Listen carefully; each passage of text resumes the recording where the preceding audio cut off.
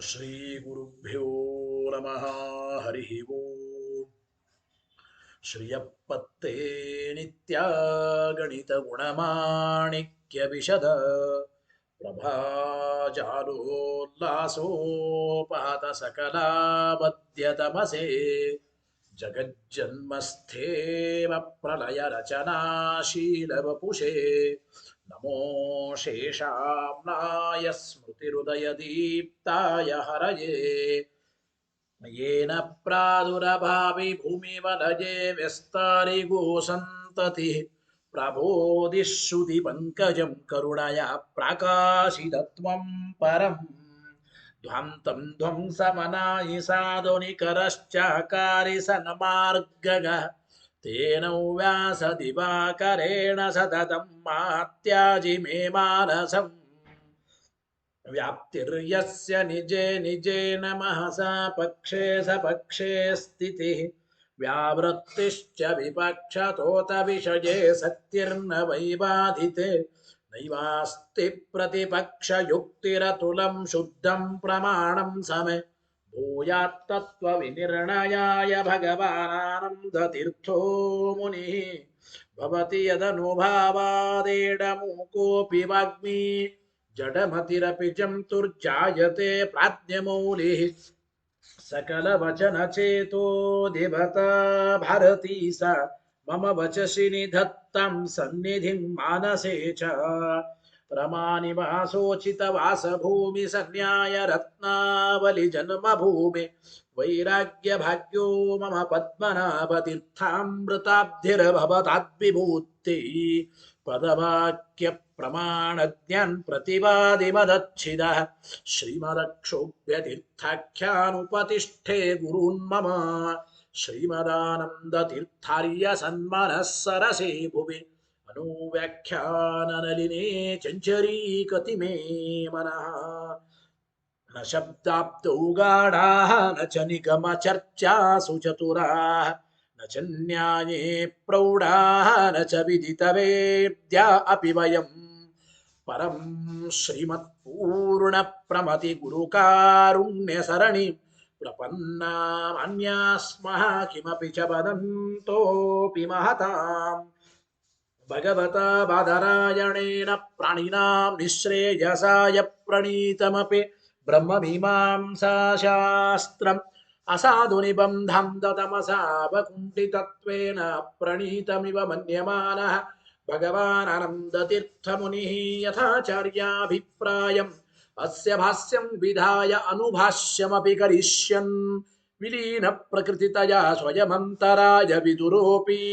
अनवरतमीश्वर प्रवणकाय करणरुत्तिरपि नारायण प्रणामादिकम् पारीप्सितस्य अनन्तराय परिसमाप्तेः प्रचयस्य च हेतुतया अवगीतशिष्टाचार परम्परादिना अवगतम् अवश्यं करणीयं शिष्यान् ग्राहयितुं ग्रन्थादौ निबध्नाति नारायणमिति नारायणं निखिलपूर्णगुणैकदेहम् निर्दोषमप्यदममप्यखिलैः सुवाक्यैः अस्योद्भवादिदमशेष विशेषतोऽपि वन्द्यं सदा प्रियतमं मम सन्नमामि तमेव शास्त्रप्रभवं प्रणम्य जगद्गुरूणां गुरुमञ्जसैव विशेषतो मे परमाख्य विद्याव्याख्यां करोम्यन्वपि चाहमेव ओमो मथातो ब्रह्म जिज्ञासा ॐ श्रुतिक्षीराब्धिमामध्यधीमं दरमहीभृता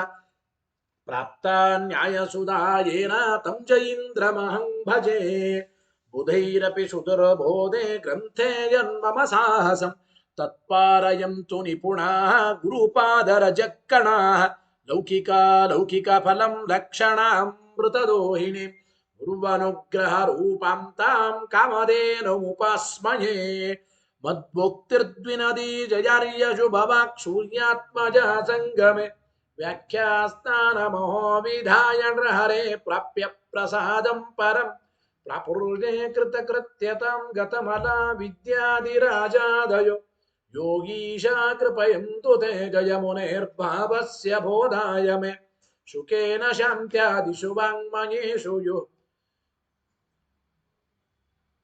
ವ್ಯಾಸೇನ ಧೈರ್ಯಂ ಮುದಿನೋಪಮೇಯಂ ಮನೋಜಜಿತ್ಯಾ ಮನಸಾಂ ನಿಪತ್ಯ ರಘುತ್ತಮಾಖ್ಯಂ ಸ್ವಗುರುಂ ನಮಾಮಿ ತದಗ್ಧಂ ಯಸ್ಯ ಕೌಪೀನಂ ಅಗ್ನೌ ದತ್ತಮಪಿ ಸ್ಫುಟಂ ವೇದೌ ವ್ಯಾಸ ಗುರುಂ ನೌಮಿ ಶ್ರೀವೇದೇಶ ನಮಸ್ಕೃತಂ ಸತ್ಯನಾಥ ಗುರು ಪಾತು ಯೋಧೀರೋ ನವಚಂದ್ರಿಕಾ ನವಾಮೃತ ಗದಾ ತೀರ್ಥ ತಾಂಡವಾನಿ ವ್ಯಚೀಕೃಪಥ ಆರೂಢ ಸಹಸಾ ಯತೀಂದ್ರ ಪದವೀಂ ಗತ್ವಾ ಚ ವಾರಾಣಸಿ ತತ್ರತ್ಯಾನ್ ಕುಮತ ಪ್ರಚಾರ ನಿರತಾನದ್ವೈತ ದಿಗ್ಧಂ ತಿನಃ ಪ್ರೌಢಾರ್ಥೇ ವಚನೆ ಸುಯುಕ್ತಿ ಖಚಿತೈ ಸಂಭೀಷಯನ್ಮೋದಯನ್ ಸತ್ಯಧ್ಯಾನ ಸುಕೇಸರಿ ವಿಜಯತೆ ಪಾದಾಸಿತ ಶ್ರೀಪತೆ ಪ್ರಾವೋಚದ್ಯೋತಿಕಂ ನ್ಯಾಯ ಸುಧಾವಾಕ್ಯಾರ್ಥ ಚಂದ್ರಿಕಾ ಸತ್ಯ ಪ್ರಜ್ಞ ಗುರುರ್ದದ್ಯಾತ್ ಪ್ರಜ್ಞಾಂ ವೈದಾಂತಿಕಿಂ ಸದಾ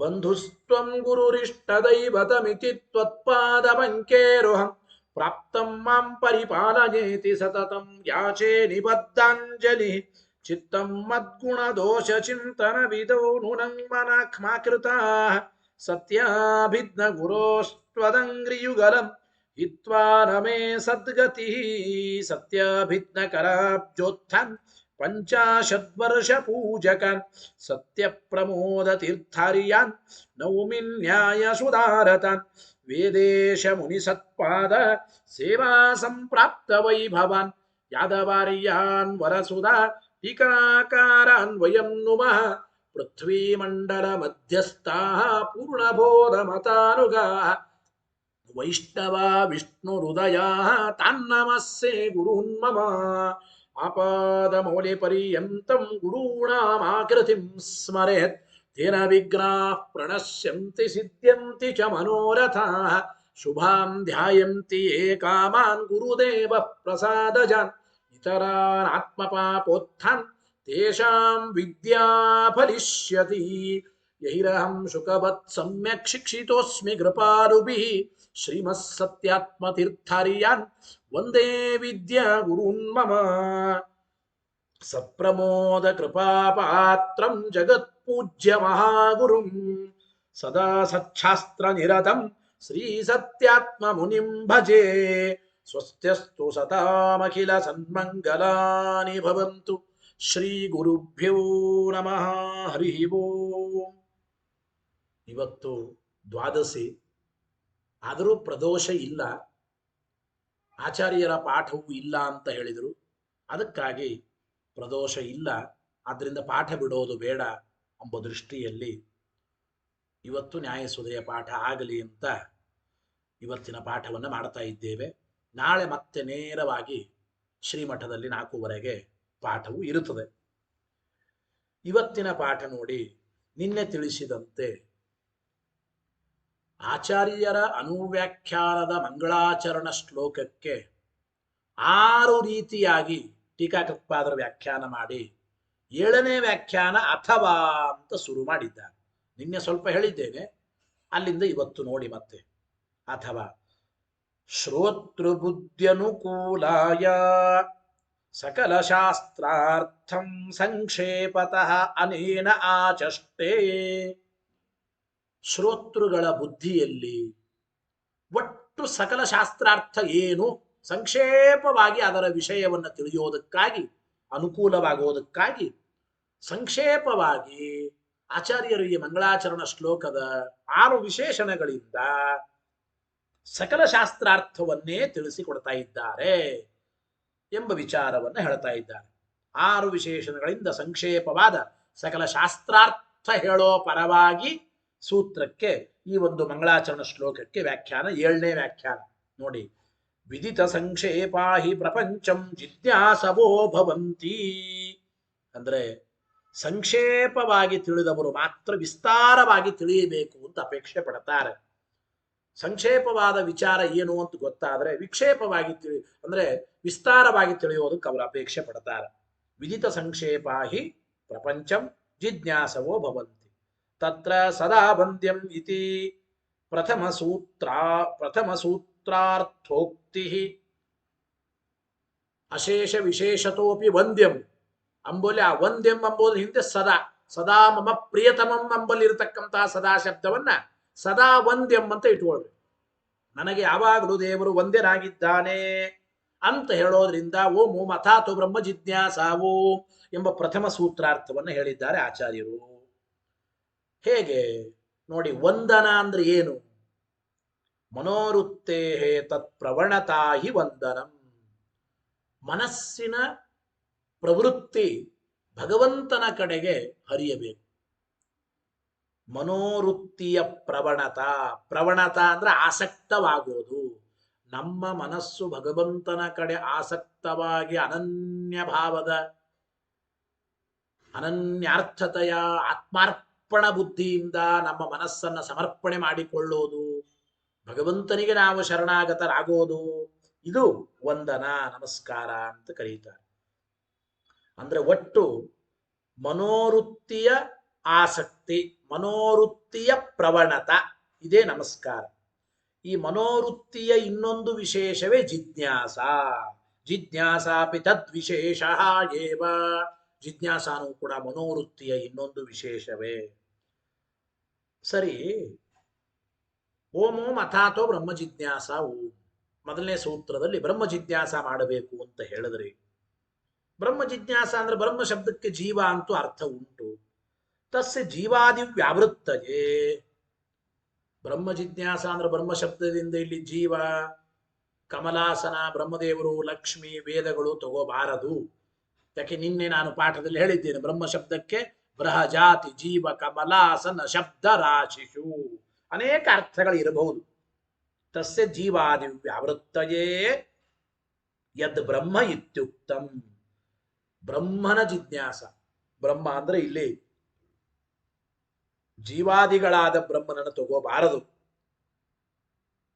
ಗುಣಪರಿಪೂರ್ಣನಾದ ಬ್ರಹ್ಮ. ಬ್ರಹ್ಮ ಶಬ್ದಕ್ಕೆ ಗುಣಪರಿಪೂರ್ಣ. ಬೃಹ ಬೃಹಿ ರುದ್ಧೌ ಎಂಬ ಧಾತುವಿನ ಪ್ರಕಾರ ಬ್ರಹ್ಮ ಶಬ್ದಕ್ಕೆ ಗುಣಪರಿಪೂರ್ಣ ಅಂತ ಅರ್ಥ. ಗುಣಪರಿಪೂರ್ಣನಾದ ಬ್ರಹ್ಮ ಅಂದ್ರೆ ಪರಬ್ರಹ್ಮ, ಪರಮಾತ್ಮನ ಜಿಜ್ಞಾಸ, ಪರಬ್ರಹ್ಮನ ಜಿಜ್ಞಾಸ ಮಾಡಬೇಕು ಅಂತ ಅರ್ಥ, ಜೀವಾದಿಗಳ ಜಿಜ್ಞಾಸ ಅಲ್ಲ. ಈ ವಿಷಯವನ್ನೇ ತಸ್ಯ ಅರ್ಥ ನಿಖಿಲೇತಿ, ನಿಖಿಲ ಪೂರ್ಣ ಗುಣೈಕ ದೇಹಂ. ಬ್ರಹ್ಮ ಶಬ್ದದ ಅರ್ಥ ಗುಣಪರಿಪೂರ್ಣತ್ವ. ಆ ಗುಣಪರಿಪೂರ್ಣತ್ವವನ್ನು ಹೇಳೋ ವಿಶೇಷಣವೇ ನಿಖಿಲ ಪೂರ್ಣ ಗುಣೈಕ ದೇಹಂ ಅಂತ ಹೇಳಿದ್ದಾರೆ. ಈ ಗುಣಪರಿಪೂರ್ಣತ್ವ ಸಕಲ ಶಬ್ದಗಳ ಸಮನ್ವಯ ಮಾಡ್ತಾ ಇದ್ದಾರೆ ಪ್ರಥಮಾಧ್ಯಾಯದಲ್ಲಿ. ಜೊತೆಗೆ ಗುಣಪರಿಪೂರ್ಣನಾದ ಬ್ರಹ್ಮನ ಜಿಜ್ಞಾಸ ಅಂತಂದ್ರೆ, ಗುಣಪರಿಪೂರ್ಣನಾದ ಬ್ರಹ್ಮ ಯಾರು? ಗುಣಪರಿಪೂರ್ಣನಾದ ಬ್ರಹ್ಮ ಅಂದ್ರೆ ಯಾರು? ಆ ಬ್ರಹ್ಮನ ಲಕ್ಷಣ ಬೇಕಲ್ಲ. ಅಂದ್ರೆ ತದುಪಪಾದನಾಯ ದ್ವಿತೀಯ ಸೂತ್ರೇ ಲಕ್ಷಣಮಭಿಹಿತಂ. ಬ್ರಹ್ಮನ ಲಕ್ಷಣ ಹೇಳೋದಕ್ಕಾಗೇನೆ ಓಂ ಜನ್ಮಾದ್ಯಸ್ಯತಃ ಓಂ ಎರಡನೇ ಸೂತ್ರ ಆರಂಭವಾಗಿದೆ. ಎಂತಹ ಬ್ರಹ್ಮನ ಜಿಜ್ಞಾಸ ಮಾಡಬೇಕು? ಕಿಂ ತದ್ ಬ್ರಹ್ಮ. ಬ್ರಹ್ಮ ಯಾರು? ಬ್ರಹ್ಮನ ಲಕ್ಷಣ ಏನು ಅಂತಂದ್ರೆ ಓಂ ಜನ್ಮಾದ್ಯಸ್ಯತಃ ಓಂ ಎಂಬ ದ್ವಿತೀಯ ಸೂತ್ರ, ಅದನ್ನು ಲಕ್ಷಣ ಸೂತ್ರ ಅಂತೆ ಕರೀತಾ ಇದ್ದಾರೆ. ದ್ವಿತೀಯ ಸೂತ್ರ ಬ್ರಹ್ಮನ ಲಕ್ಷಣ ಹೇಳ್ತಾ ಇದ್ದಾರೆ. ತದಾಹ, ಆ ಬ್ರಹ್ಮನ ಲಕ್ಷಣವನ್ನ ಹೇಳಿದ್ರು. ದ್ವಿತೀಯ ಸೂತ್ರದ ಅರ್ಥವನ್ನೇ ವಿವರಣೆ ಮಾಡಿದ್ರು ಆಚಾರ್ಯರು ಈ ಅನುವ್ಯಾಖ್ಯಾನದ ಅಸ್ಯೋದ್ಭವಾದಿದಂ ಎಂಬುವ ವಿಶೇಷಣದಿಂದ. ತದಾಹ ಅಸ್ಯ ಇತಿ. ಅಸ್ಯೋದ್ಭವಾದಿದಂ ಅಂದ್ರೇನು? ಅಸ್ಯ ಈ ಪ್ರಪಂಚಕ್ಕೆ ಉದ್ಭವಾದಿದಂ ನಾರಾಯಣಂ ಅಂದ್ರೆ ಸೃಷ್ಟ್ಯಾದಿಗಳನ್ನ ಕೊಡುವ ನಾರಾಯಣನನ್ನು ಸನ್ನಮಾಮಿ ನಮಸ್ಕಾರ ಮಾಡುತ್ತೇನೆ ಅಂತ ಹೇಳಿದ್ದಾರೆ. ಸರಿ, ಇದು ಮುಗೀತು. ಇಷ್ಟು ಪಾಠ ನಿನ್ನೆಯ ಪಾಠವೇ. ಮುಂದೆ ತೃತೀಯ ಸೂತ್ರೇಣ ತತ್ರ ಶಾಸ್ತ್ರಂ ಪ್ರಮಾಣಂ ಅಭಿಧಾಯ ತಸ್ಯ ಅಧ್ಯಾಯ ಶೇಷೇಣ ತದ್ವಿಷಯತ ಉಪಪಾದಿತ. ಸರಿ, ಬ್ರಹ್ಮನ ಜಿಜ್ಞಾಸ ಮಾಡಬೇಕು. ಬ್ರಹ್ಮ ಅಂದ್ರೆ ಯಾರು ಅಂದ್ರೆ ಎರಡನೇ ಸೂತ್ರದಲ್ಲಿ ಜಗಜ್ಜನ್ಮಾದಿ ಕಾರಣ ಕರ್ತೃವಾದ ವ್ಯಕ್ತಿಯೇ ಬ್ರಹ್ಮ. ಓಂ ಜನ್ಮಾದ್ಯಸ್ಯತಃ ಅಂತ ಹೇಳಿದ್ರು. ಇಂತಹ ಬ್ರಹ್ಮನ ಜಿಜ್ಞಾಸ ಮಾಡಬೇಕು. ಬ್ರಹ್ಮನ ವಿಷಯದಲ್ಲಿ ಏನು ಪ್ರಮಾಣ ಪ್ರಮಾಣ ಏನು? ಬ್ರಹ್ಮನ ವಿಷಯದಲ್ಲಿ ಏನು ಪ್ರಮಾಣ ಅಂದ್ರೆ ಮೂರನೇ ಸೂತ್ರದಿಂದ ಓಂ ಶಾಸ್ತ್ರ ಯೋನಿತ್ವಾತು ಎಂಬ ಮೂರನೇ ಸೂತ್ರದಲ್ಲಿ ತೃತೀಯ ಸೂತ್ರೇಣ ತತ್ರ ಶಾಸ್ತ್ರಂ ಪ್ರಮಾಣಂ ಅಭಿಧಾಯ, ಬ್ರಹ್ಮನ ವಿಷಯದಲ್ಲಿ ಶಾಸ್ತ್ರವೇ ಪ್ರಮಾಣ ಅಂತ ಹೇಳಿ ಆ ಶಾಸ್ತ್ರಕ್ಕೆ ತಸ್ಯ ಅಧ್ಯಾಯ ಶೇಷೇಣ ಅಂದ್ರೆ ಮೂರನೇ ಸೂತ್ರದಲ್ಲಿ ಬ್ರಹ್ಮನ ವಿಷಯದಲ್ಲಿ ಏನು ಪ್ರಮಾಣ ಅಂದ್ರೆ ಶಾಸ್ತ್ರವೇ ಪ್ರಮಾಣ. ಆ ಉಳಿದ ಇಡೀ ಮೊದಲನೇ ಅಧ್ಯಾಯ ಏನಿದೆ ಅದೆಲ್ಲ ಸಕಲ ಶಾಸ್ತ್ರಗಳು ಬ್ರಹ್ಮ ವಿಷಯಕ, ಸಕಲ ಶಾಸ್ತ್ರ ಪ್ರತಿಪಾದ್ಯನಾದವನು ಪರಮಾತ್ಮನೇ ಅಂಬೋದನ್ನೇ ಮುಂದಿನ 3 ಸೂತ್ರಗಳ ನಂತರದಲ್ಲಿ ಬರುವ ಇಡೀ ಪ್ರಥಮಾಧ್ಯಾಯದಿಂದ ತಿಳಿಸಿಕೊಡ್ತಾ ಇದ್ದಾರೆ. ತಸ್ಯ ಅಧ್ಯಾಯ ಶೇಷೇಣ ತದ್ವಿಷಯತ ಉಪಪಾದಿತ, ಅಂದ್ರೆ ಸಮಸ್ತವಾದ ಶಾಸ್ತ್ರಗಳು ಬ್ರಹ್ಮ ವಿಷಯಕವಾಗಿವೆ ಎಂಬ ವಿಚಾರವನ್ನೇ ಮುಂದಿನ ಇಡೀ ಅಧ್ಯಾಯದಿಂದ ಉಪಪಾದನೆ ಮಾಡ್ತಾ ಇದ್ದಾರೆ, ಸಮರ್ಥನೆ ಮಾಡ್ತಾ ಇದ್ದಾರೆ. ತತ್ ಕಥನಂ, ಈ ವಿಚಾರವನ್ನೇ ಆಚಾರ್ಯರು ಇಲ್ಲಿಯ ವಿಶೇಷಣದಿಂದ ಹೇಳಿದರು. ಯಾವ ವಿಶೇಷಣಪ್ಪ ಅಂದ್ರೆ ಅಖಿಲೈ ಸುವಾಕ್ಯೈ ಆಪ್ಯತಮಂ, ಎಲ್ಲ ಸುವಾಕ್ಯಗಳಿಂದ ಅಂದರೆ ಸಕಲ ಸಚ್ಛಾಸ್ತ್ರಗಳಿಂದ ಆಪ್ಯತಮನಾಗಿದ್ದಾನೆ, ಪರಮ ಮುಖ್ಯ ವೃತ್ತಿಯಿಂದ ಪ್ರತಿಪಾದ್ಯನಾಗಿದ್ದಾನೆ ಎಂಬ ಅರ್ಥವನ್ನು ಇಟ್ಟುಕೊಳ್ಳಬೇಕು. ಸರಿ, ಇದಾದ ಮೇಲೆ ಪ್ರಥಮಾಧ್ಯಾಯ ಅರ್ಥೆ ಶಂಕಿತ ದೋಷ ನಿರಾಸ ದ್ವಿತೀಯೇ ಅಭಿಹಿತ ತಮಾಹ ನಿರ್ದೋಷ ಮಿತಿ. ಅಂದರೆ ಒಟ್ಟು ಪ್ರಥಮಾಧ್ಯಾಯದಲ್ಲಿ ಭಗವಂತ ಗುಣ ಪರಿಪೂರ್ಣ, ಸಕಲ ಶಬ್ದಗಳು ಕೂಡ ಭಗವಂತನಲ್ಲೇ ಸಮನ್ವಯವಾಗುತ್ತವೆ ಅಂತ ಹೇಳದಂಗಾಯಿತು. ಸಕಲ ಶಾಸ್ತ್ರ ಪ್ರತಿಪಾದ್ಯ ಪರಬ್ರಹ್ಮನೇ.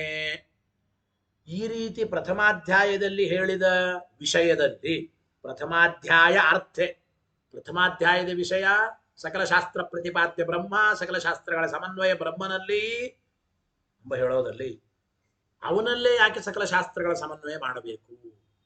ಸಕಲ ಶಾಸ್ತ್ರಗಳನ್ನು ಸಮನ್ವಯ ಮಾಡುವಾಗ ಅನೇಕ ವಿರೋಧಗಳು ಬರುತ್ತವೆ. ಜಡವಾದ ಶಬ್ದಗಳ ಸಮನ್ವಯ ಹೇಗೆ, ಸ್ತ್ರೀವಾಚಕ ಶಬ್ದಗಳ ಸಮನ್ವಯ ಹೇಗೆ, ಹೀಗೆಲ್ಲ ವಿರೋಧ ಶಂಕೆ ಬಂದ್ರೆ ಆ ಶಂಕೆಯಿಂದ ಮಾಡಲ್ಪಟ್ಟ ದೋಷದ ಪ್ರಸಕ್ತಿ ಬ್ರಹ್ಮನಲ್ಲಿ ಬಂದ್ರೆ, ಅಂದ್ರೆ ಏನೇ ವಿರೋಧಗಳು ಬಂದ್ರೆ ಆ ಎಲ್ಲ ವಿರೋಧ ಪರಿಹಾರ 2ನೇ ಅಧ್ಯಾಯದಲ್ಲಿ ಅವಿರೋಧಾಧ್ಯಾಯ. ಬ್ರಹ್ಮ ಹೇಗೆ ಗುಣ ಪರಿಪೂರ್ಣನಾಗಲಿಕ್ಕೆ ಸಾಧ್ಯ? ಬ್ರಹ್ಮನೂ ದೋಷವುಳ್ಳವನಾಗಬಹುದಲ್ಲ, ಬ್ರಹ್ಮನಲ್ಲೇ ಸಕಲ ಶಬ್ದಗಳ ಸಮನ್ವಯ ಹೇಗೆ ಅಂತೆಲ್ಲ ಪ್ರಶ್ನೆ ಬಂದ್ರೆ ಶಂಕಿತ ದೋಷ ನಿರಾಸ, ಇಲ್ಲಿ ಶಂಕೆ ಮಾಡಲ್ಪಟ್ಟ ಎಲ್ಲ ದೋಷಗಳ ನಿರಾಕರಣೆ ದ್ವಿತೀಯೇ ಅಭೀತ. ದೋಷಗಳ ನಿರಾಕರಣೆ, ವಿರೋಧದ ಪರಿಹಾರ ಅದೆಲ್ಲ 2ನೇ ಅಧ್ಯಾಯ ಅವಿರೋಧಾಧ್ಯಾಯದಲ್ಲಿ ಮಾಡಿದ್ದಾರೆ. ಆ ವಿರೋಧಾಧ್ಯಾಯದ ತಾತ್ಪರ್ಯವನ್ನ, ಸಂಕ್ಷೇಪ ವಿಷಯವನ್ನೇ ನಿರ್ದೋಷಂ ಎಂಬ ಶಬ್ದದಿಂದ ಆಚಾರ್ಯರು ತಿಳಿದು ನಿರ್ದೋಷಮಾಪ್ಯತಮಪ್ಯಕಿಲೈಸು ವಾಕ್ಯೈ. ನಿರ್ದೋಷಂ, ಭಗವಂತ ನಿರ್ದುಷ್ಟನಾಗಿದ್ದಾನೆ, ನಮ್ಮಂತೆ ಅವನು ದೋಷವುಳ್ಳವನಲ್ಲ, ಅವನು ನಿರ್ದುಷ್ಟ ಮೂರ್ತಿ. ಆದ್ದರಿಂದ ಸಕಲ ಶಾಸ್ತ್ರಗಳ ಸಮನ್ವಯ ಭಗವಂತ ಗುಣ ಪರಿಪೂರ್ಣ ಅಂತ ಆಗಬಹುದು ಎಂಬ ಮಾತನ್ನು ಹೇಳ್ತಾ ಇದ್ದಾರೆ. ಸರಿ, ಏವಂ ಬ್ರಹ್ಮಸ್ವರೂಪೇ ಸಿದ್ಧೇ ಅಂದ್ರೆ ಬ್ರಹ್ಮನ ಜಿಜ್ಞಾಸ ಮಾಡಬೇಕು. ಯಾರು ಬ್ರಹ್ಮ ಅಂದ್ರೆ ಜಗಜ್ಜನ್ಮಾದಿ ಕಾರಣ ಕರ್ತೃವಾದವನೇ ಬ್ರಹ್ಮ, ಗುಣ ಪರಿಪೂರ್ಣನಾದವನೇ ಬ್ರಹ್ಮ, ಸಕಲ ಶಾಸ್ತ್ರ ಪ್ರತಿಪಾದ್ಯನಾದವನೇ ಬ್ರಹ್ಮ, ಸಕಲ ಶಬ್ದಗಳ ಸಮನ್ವಯ ಬ್ರಹ್ಮನಲ್ಲೇ ಆಗುತ್ತದೆ. ಇದಕ್ಕೆ ಯಾವುದೇ ವಿಧವಾಗಿರತಕ್ಕಂಥ ವಿರೋಧ ಇಲ್ಲ. ಈ ರೀತಿ ಏವಂ ಬ್ರಹ್ಮಸ್ವರೂಪೇ ಸಿದ್ಧೇ, ಬ್ರಹ್ಮಸ್ವರೂಪ ಸಿದ್ಧವಾದ ಮೇಲೆ ಅಧಿಕಾರಿಣ, ಈ ಶಾಸ್ತ್ರ ಓದೋ ಅಧಿಕಾರಿಗಳಿಗೆ, ಜಿಜ್ಞಾಸ ಮಾಡೋ ಜಿಜ್ಞಾಸುಗಳಿಗೆ ತತ್ ಪ್ರಸಾದ ಸಾಧನ ಉಪಾಯಭೂತ ತತ್ ಸಾಕ್ಷಾತ್ಕಾರ ಜನನಾಯ. ನೋಡಿ, ಬ್ರಹ್ಮನ ಸಾಕ್ಷಾತ್ಕಾರ ಆಗಬೇಕು, ಬ್ರಹ್ಮನ ಸಾಕ್ಷಾತ್ಕಾರದಿಂದ ಮೋಕ್ಷ ಆಗಬೇಕು. ಮುಖ್ಯವಾಗಿ ಈ ಅಧಿಕಾರಿಗಳಿಗೆ, ಇವರು ಮುಮುಕ್ಷುಗಳು, ಮೋಕ್ಷಾಧಿಕಾರಿಗಳು. ಮೋಕ್ಷಾಧಿಕಾರಿಗಳಿಗೆ ಮೋಕ್ಷ ಆಗಬೇಕಾದರೆ ಭಗವಂತನ ಪ್ರಸಾದ, ಪ್ರಸಾದ ಬೇಕಾದರೆ ಅವನ ಸಾಕ್ಷಾತ್ಕಾರ. ಸಾಕ್ಷಾತ್ಕಾರಕ್ಕೆ ಸಾಧನವಾದದ್ದು ಯಾವುದಪ್ಪ ಅಂತಂದ್ರೆ ಅಧಿಕಾರಿಣ ತತ್ ಪ್ರಸಾದ ಸಾಧನ ಉಪಾಯಭೂತ. ಭಗವಂತನ ಪ್ರಸಾದಕ್ಕೆ ಸಾಧನವಾದದ್ದು, ಭಗವಂತನ ಪ್ರಸಾದಕ್ಕೆ ಸಾಧನ ಉಪಾಯಭೂತವಾದದ್ದು ಭಗವಂತನ ಸಾಕ್ಷಾತ್ಕಾರ. ಆ ಭಗವಂತನ ಸಾಕ್ಷಾತ್ಕಾರ ಅಂದ್ರೆ ಭಗವಂತನ ಅಪರೋಕ್ಷ ಜ್ಞಾನ ಹುಟ್ಟೋದಕ್ಕಾಗಿಯೇ ಅಧಿಕಾರಿಣ ತತ್ ಪ್ರಸಾದ ಸಾಧನ ಉಪಾಯಭೂತ ತತ್ ಸಾಕ್ಷಾತ್ಕಾರ ಜನನಾಯ. ಆ ಭಗವಂತನ ಅಪರೋಕ್ಷ ಜ್ಞಾನ, ಅವನ ಸಾಕ್ಷಾತ್ಕಾರ ಹುಟ್ಟೋದಕ್ಕಾಗೇನೆ ವೈರಾಗ್ಯ ಭಕ್ತಿಭ್ಯಾ, ವೈರಾಗ್ಯ ಮತ್ತು ಭಕ್ತಿಗಳಿಂದ ಅಖಿಲ ವೇದಾರ್ಥ ಶ್ರವಣಾದಿ ವೈರಾಗ್ಯ ಪುರಸ್ಸರವಾಗಿ ಭಕ್ತ್ಯುಪೇತವಾಗಿ ಶ್ರವಣ ಮನನ ನಿಧಿಧ್ಯಾಸನಗಳನ್ನ ಮಾಡಬೇಕು. ಸಕಲ ಶಾಸ್ತ್ರಗಳ ಶ್ರವಣ, ಕೇಳಿದ ಶಾಸ್ತ್ರ ತತ್ವಗಳ ಮನನ ಚಿಂತನ, ಭಗವಂತನ ಧ್ಯಾನ, ನಿಧಿಧ್ಯಾಸನ. ಗೊತ್ತಾಯ್ತೋ ಇಲ್ಲ? ಅಖಿಲ ವೇದಾರ್ಥ ಶ್ರವಣಾದಿ, ವೇದಾರ್ಥ ಶ್ರವಣಾದಿ ಆದಿಪದ ಇದೆ ನೋಡಿ. ಶ್ರವಣ ಮನನ ನಿಧಿಧ್ಯಾಸನ ಮೂರನ್ನು ಸ್ವೀಕಾರ ಮಾಡಬೇಕು. ಅಂದರೆ ಭಗವಂತನ ಅಪರೋಕ್ಷ ಜ್ಞಾನಕ್ಕಾಗಿ ವೈರಾಗ್ಯ ಭಕ್ತಿ ಪುರಸ್ಸರವಾಗಿ ವೈರಾಗ್ಯತೋ ಭಕ್ತಿ ದಾಢ್ಯಂತೇನೋಪಾಸ ಯದಾ ಭವೇ, ಆ ವೈರಾಗ್ಯ ಮತ್ತು ಭಕ್ತಿಗಳಿಂದ ವಿಶೇಷವಾಗಿ ಶ್ರವಣ ಮನನಗಳನ್ನ ಮಾಡಬೇಕು. ಶ್ರವಣ ಮನನ ಮಾಡಬೇಕು ಅಂದ್ರೆ ಈ ಶ್ರವಣ ಮನನ ಅಂದ್ರೆ ಏನು? ಈ ಶ್ರವಣ ಮನನ ರೂಪವಾದದ್ದೇ ಸಾಧನೆ ಅಂತ ಅಭಿಪ್ರಾಯ. ಮೊದಲನೇ ಅಧ್ಯಾಯದಲ್ಲಿ ತಿಳಿಸುವ, ಗೊತ್ತಾಯ್ತೋ ಇದು, ಮೊದಲನೇ ಅಧ್ಯಾಯದಲ್ಲಿ ಏನು ಸಕಲ ಶಬ್ದಗಳ ಸಮನ್ವಯ ಗುಣಪರಿಪೂರ್ಣತ್ವವನ್ನು ಸಮರ್ಥನೆ ಮಾಡಿದರೋ ಬ್ರಹ್ಮನಿಗೆ, ಇದಕ್ಕೆ ವಿರೋಧ ಬಂದ್ರೆ ವಿರೋಧ ಪರಿಹಾರ ಮಾಡಿದ್ರು. ಎರಡನೇ ಅಧ್ಯಾಯದಲ್ಲಿ ಅವಿರೋಧಾಧ್ಯಾಯ. ಮೂರನೇ ಅಧ್ಯಾಯದಲ್ಲಿ ಏನ್ ಹೇಳ್ತಾ ಇದ್ದಾರಪ್ಪ ಅಂದ್ರೆ ಭಗವಂತನ ಸಾಕ್ಷಾತ್ಕಾರಕ್ಕೆ ಸಾಧನವಾದದ್ದು ಪ್ರಸಾದ. ಗೊತ್ತಾಯ್ತಲ್ಲ? ಆ ಸಾಕ್ಷಾತ್ಕಾರದಿಂದ ಪ್ರಸಾದ ಆಗಬೇಕು. ಅಂದ್ರೆ ಪ್ರಸಾದಕ್ಕೆ ಸಾಧನ ಉಪಾಯಭೂತವಾದದ್ದು ಭಗವಂತನ ಸಾಕ್ಷಾತ್ಕಾರ. ಆ ಭಗವಂತನ ಸಾಕ್ಷಾತ್ಕಾರ ಆಗಬೇಕಾದ್ರೆ ವೈರಾಗ್ಯ ಭಕ್ತಿಗಳಿಂದ ಶ್ರವಣ ಮನನ ನಿಧಿಧ್ಯಾಸನ ಎಂಬ ಸಾಧನೆಯನ್ನ ಮಾಡಬೇಕು. ಈ ಸಾಧನೆಯ ವಿಚಾರ ಹೇಳಿದ್ದೆ ಮೂರನೇ ಅಧ್ಯಾಯ. ಅದನ್ನೇ ಸಾಧನಾಧ್ಯಾಯ ಅಂತ ಕರೀತಾ ಇದ್ದಾರೆ. ವೈರಾಗ್ಯ ಭಕ್ತಿಭ್ಯಾಂ ವೇದಾರ್ಥ ಶ್ರವಣಾದಿ ತೃತೀಯೇ ನಿರೂಪಿತಂ ತಸ್ಯ ಅಯಂ ಸಂಗ್ರಹ. ಈ ರೀತಿಯಾದ ಶ್ರವಣ ಮನನ ನಿಧಿಧ್ಯಾಸನವನ್ನ ಮಾಡಬೇಕು ಭಗವಂತನ ಸಾಕ್ಷಾತ್ಕಾರಕ್ಕಾಗಿ ಎಂಬುವ ಈ ಮೂರನೇ ಅಧ್ಯಾಯದ ಸಾರಾಂಶವನ್ನೇ, ಸಂಗ್ರಹವನ್ನೇ ಅಶೇಷ ವಿಶೇಷತೋಪಿ ಪ್ರಿಯತಮಂ ಆಪ್ಯತಮಂ ಎಂಬ ವಿಶೇಷಣದಿಂದ ತಿಳಿಸಿಕೊಡ್ತಾ ಇದ್ದಾರೆ ಅಂಬೋದನ್ನ ಹೇಳ್ತಾ ಇದ್ದಾರೆ. ಗೊತ್ತಾಯಿತೋ ಇಲ್ಲೋ? ಅಶೇಷ ವಿಶೇಷತೋಪಿ, ಎಲ್ಲದಕ್ಕಿಂತಲೂ ನನಗೆ ಪ್ರಿಯತಮನಾದವನು, ಆಪ್ಯತಮನಾದವನು ಅಂಬೋ ಮಾತನ್ನ ತಿಳಿಸಿಕೊಡ್ತಾ ಇದ್ದಾರೆ. ಅಂದ್ರೆ ಅಭಿಪ್ರಾಯ ಅಲ್ಲಿ ಹೇಳ್ತಾ ಇದ್ದಾರೆ, ಆ ಭಗವಂತನೇ ನನಗೆ ಪ್ರಿಯತಮನಾದವನು. ಅಂದ್ರೆ ಅನನ್ಯ ಭಾವದಿಂದ ಭಗವತ್ ತತ್ವದ ಶ್ರವಣ ಮನನ ನಿಧಿಧ್ಯಾಸನವನ್ನ ಮಾಡಬೇಕು ಭಕ್ತಿ ಮತ್ತು ವೈರಾಗ್ಯದಿಂದ ಅಂತ ಅಭಿಪ್ರಾಯ. ಇಲ್ಲಿ ಅಶೇಷ ವಿಶೇಷತಃ ಅಂಬೋಲ್ಲಿ ಲೆಪ್ರತ್ಯಯ ಲೋಪವಾದ ನಿಮಿತ್ತಕವಾಗಿ ಪಂಚಮಿ ವಿಭಕ್ತಿ ಬಂದಿದೆ. ಗೊತ್ತಾಯ್ತಲ್ಲ? ಲೆಪ್ರತ್ಯಯ ಲೋಪವಾಗುವ ಅಂದ್ರೆ ಲೆಬಂತ ಲೋಪವಾಗಿ ಅದು ಪಂಚಮಿ ವಿಭಕ್ತಿ ಬಂದಿದೆ. ಅಶೇಷ ವಿಶೇಷತಃ ಪ್ರಿಯತಮಂ, ಎಲ್ಲದಕ್ಕಿಂತಲೂ ದೇವರೇ ಪ್ರಿಯತಮ, ಅವನೇ ಮುಖ್ಯ ಪ್ರತಿಪಾದ್ಯ, ಅವನೇ ಮುಖ್ಯವಾಗಿ ಹೊಂದಲ್ಪಡತಕ್ಕಂಥವನು ಎಂಬ ವಿಚಾರವನ್ನ ಅದು ಲೆಬ್ಲೋಪ ನಿಮಿತ್ತ ಪಂಚಮಿ ಅಂತ ಹೇಳ್ತಾರೆ. ಅಂದರೆ ಲೆಪ್ ಪ್ರತ್ಯಯ ಲೋಪವಾದಾಗ ವಿಶೇಷತಃ ಅಂತ ಪಂಚಮಿ ವಿಭಕ್ತಿ ಬರುತ್ತದೆ. ಇರಲಿ ಸರಿ, ದೇವರೇ ಆಪ್ಯತಮ, ಅವನೇ ಪ್ರಿಯತಮ. ಹೇಗೆ ಅಂದ್ರೆ ಅಶೇಷ ವಿಷಯ ವಿಶೇಷಾನ್ ವಿಹಾಯ ಜ್ಞಾತವ್ಯತಮಂ ಇತಿ. ಅಶೇಷ ವಿಶೇಷತೋಪಿ ಆಪ್ಯತಮಂ ಅಂದ್ರೆ ಏನಪ್ಪ ಅಭಿಪ್ರಾಯ? ಸಕಲ ಸಾಂಸಾರಿಕವಾದ ವಿಷಯ ಪದಾರ್ಥಗಳನ್ನ ಪರಿತ್ಯಾಗ ಮಾಡಿ ಪರಮಾತ್ಮನೇ ಮುಖ್ಯ ತಿಳಿಯಲ್ಪಡ್ತಕ್ಕಂಥವನು. ಭಗವಂತನನ್ನು ತಿಳಿಯೋದೇ ಜೀವನದ ಮುಖ್ಯ ಗುರಿ. ಅಶೇಷ ವಿಷಯ ವಿಶೇಷ, ಅಶೇಷ ವಿಶೇಷತೋಪಿ ವಂದ್ಯಂ, ಅದು ಬೇರೆ ಅನ್ವಯ, ಎಲ್ಲರಿಂದಲೂ ವಂದ್ಯ ಅಂಬೋದು.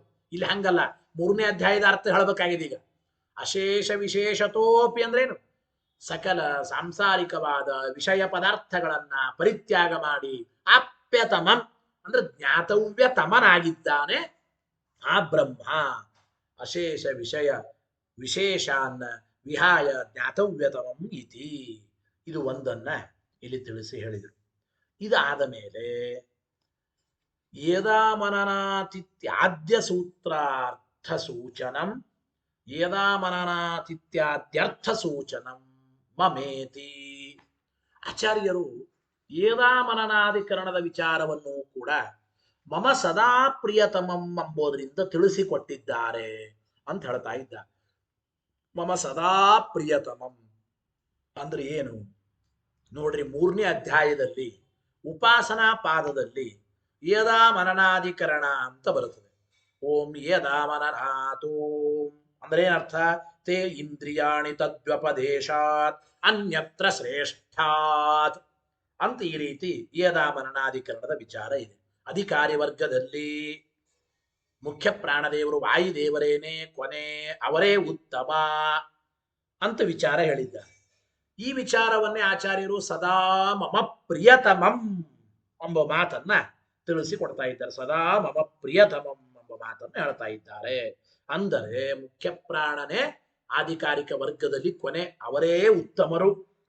ಆ ಮುಖ್ಯ ಪ್ರಾಣನ ಅವತಾರ ಭೂತರಾದವರೇ ಈ ಶ್ರೀಮದ್ ಆನಂದ ತೀರ್ಥ ಭಗವತ್ ಪಾದಾಚಾರ್ಯರು, ಈ ಅನುವ್ಯಾಖ್ಯಾನ ಕರ್ತೃಗಳು, ಈ ಆನಂದ ತೀರ್ಥರು.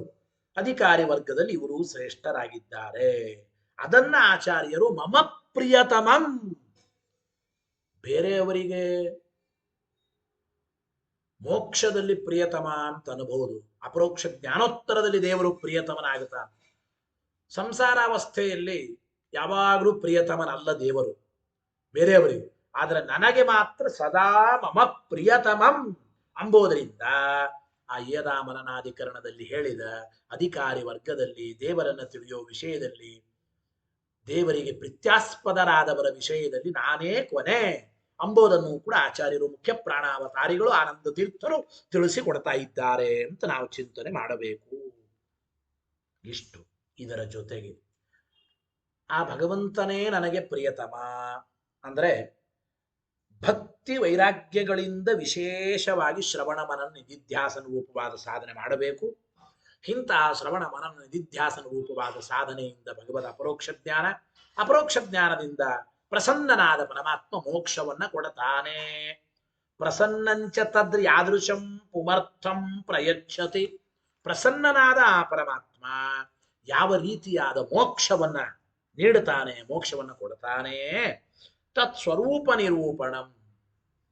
ಪ್ರಸನ್ನನಾದ ಪರಮಾತ್ಮ ಎಂತಹ ಪುರುಷಾರ್ಥ ಮೋಕ್ಷವನ್ನ ಕೊಡ್ತಾನೆ, ಅಂತಹ ಮೋಕ್ಷದ ಸ್ವರೂಪವನ್ನೇ ಹೇಳಿದ್ದು 4ನೇ ಅಧ್ಯಾಯ ಫಲಾಧ್ಯಾಯ.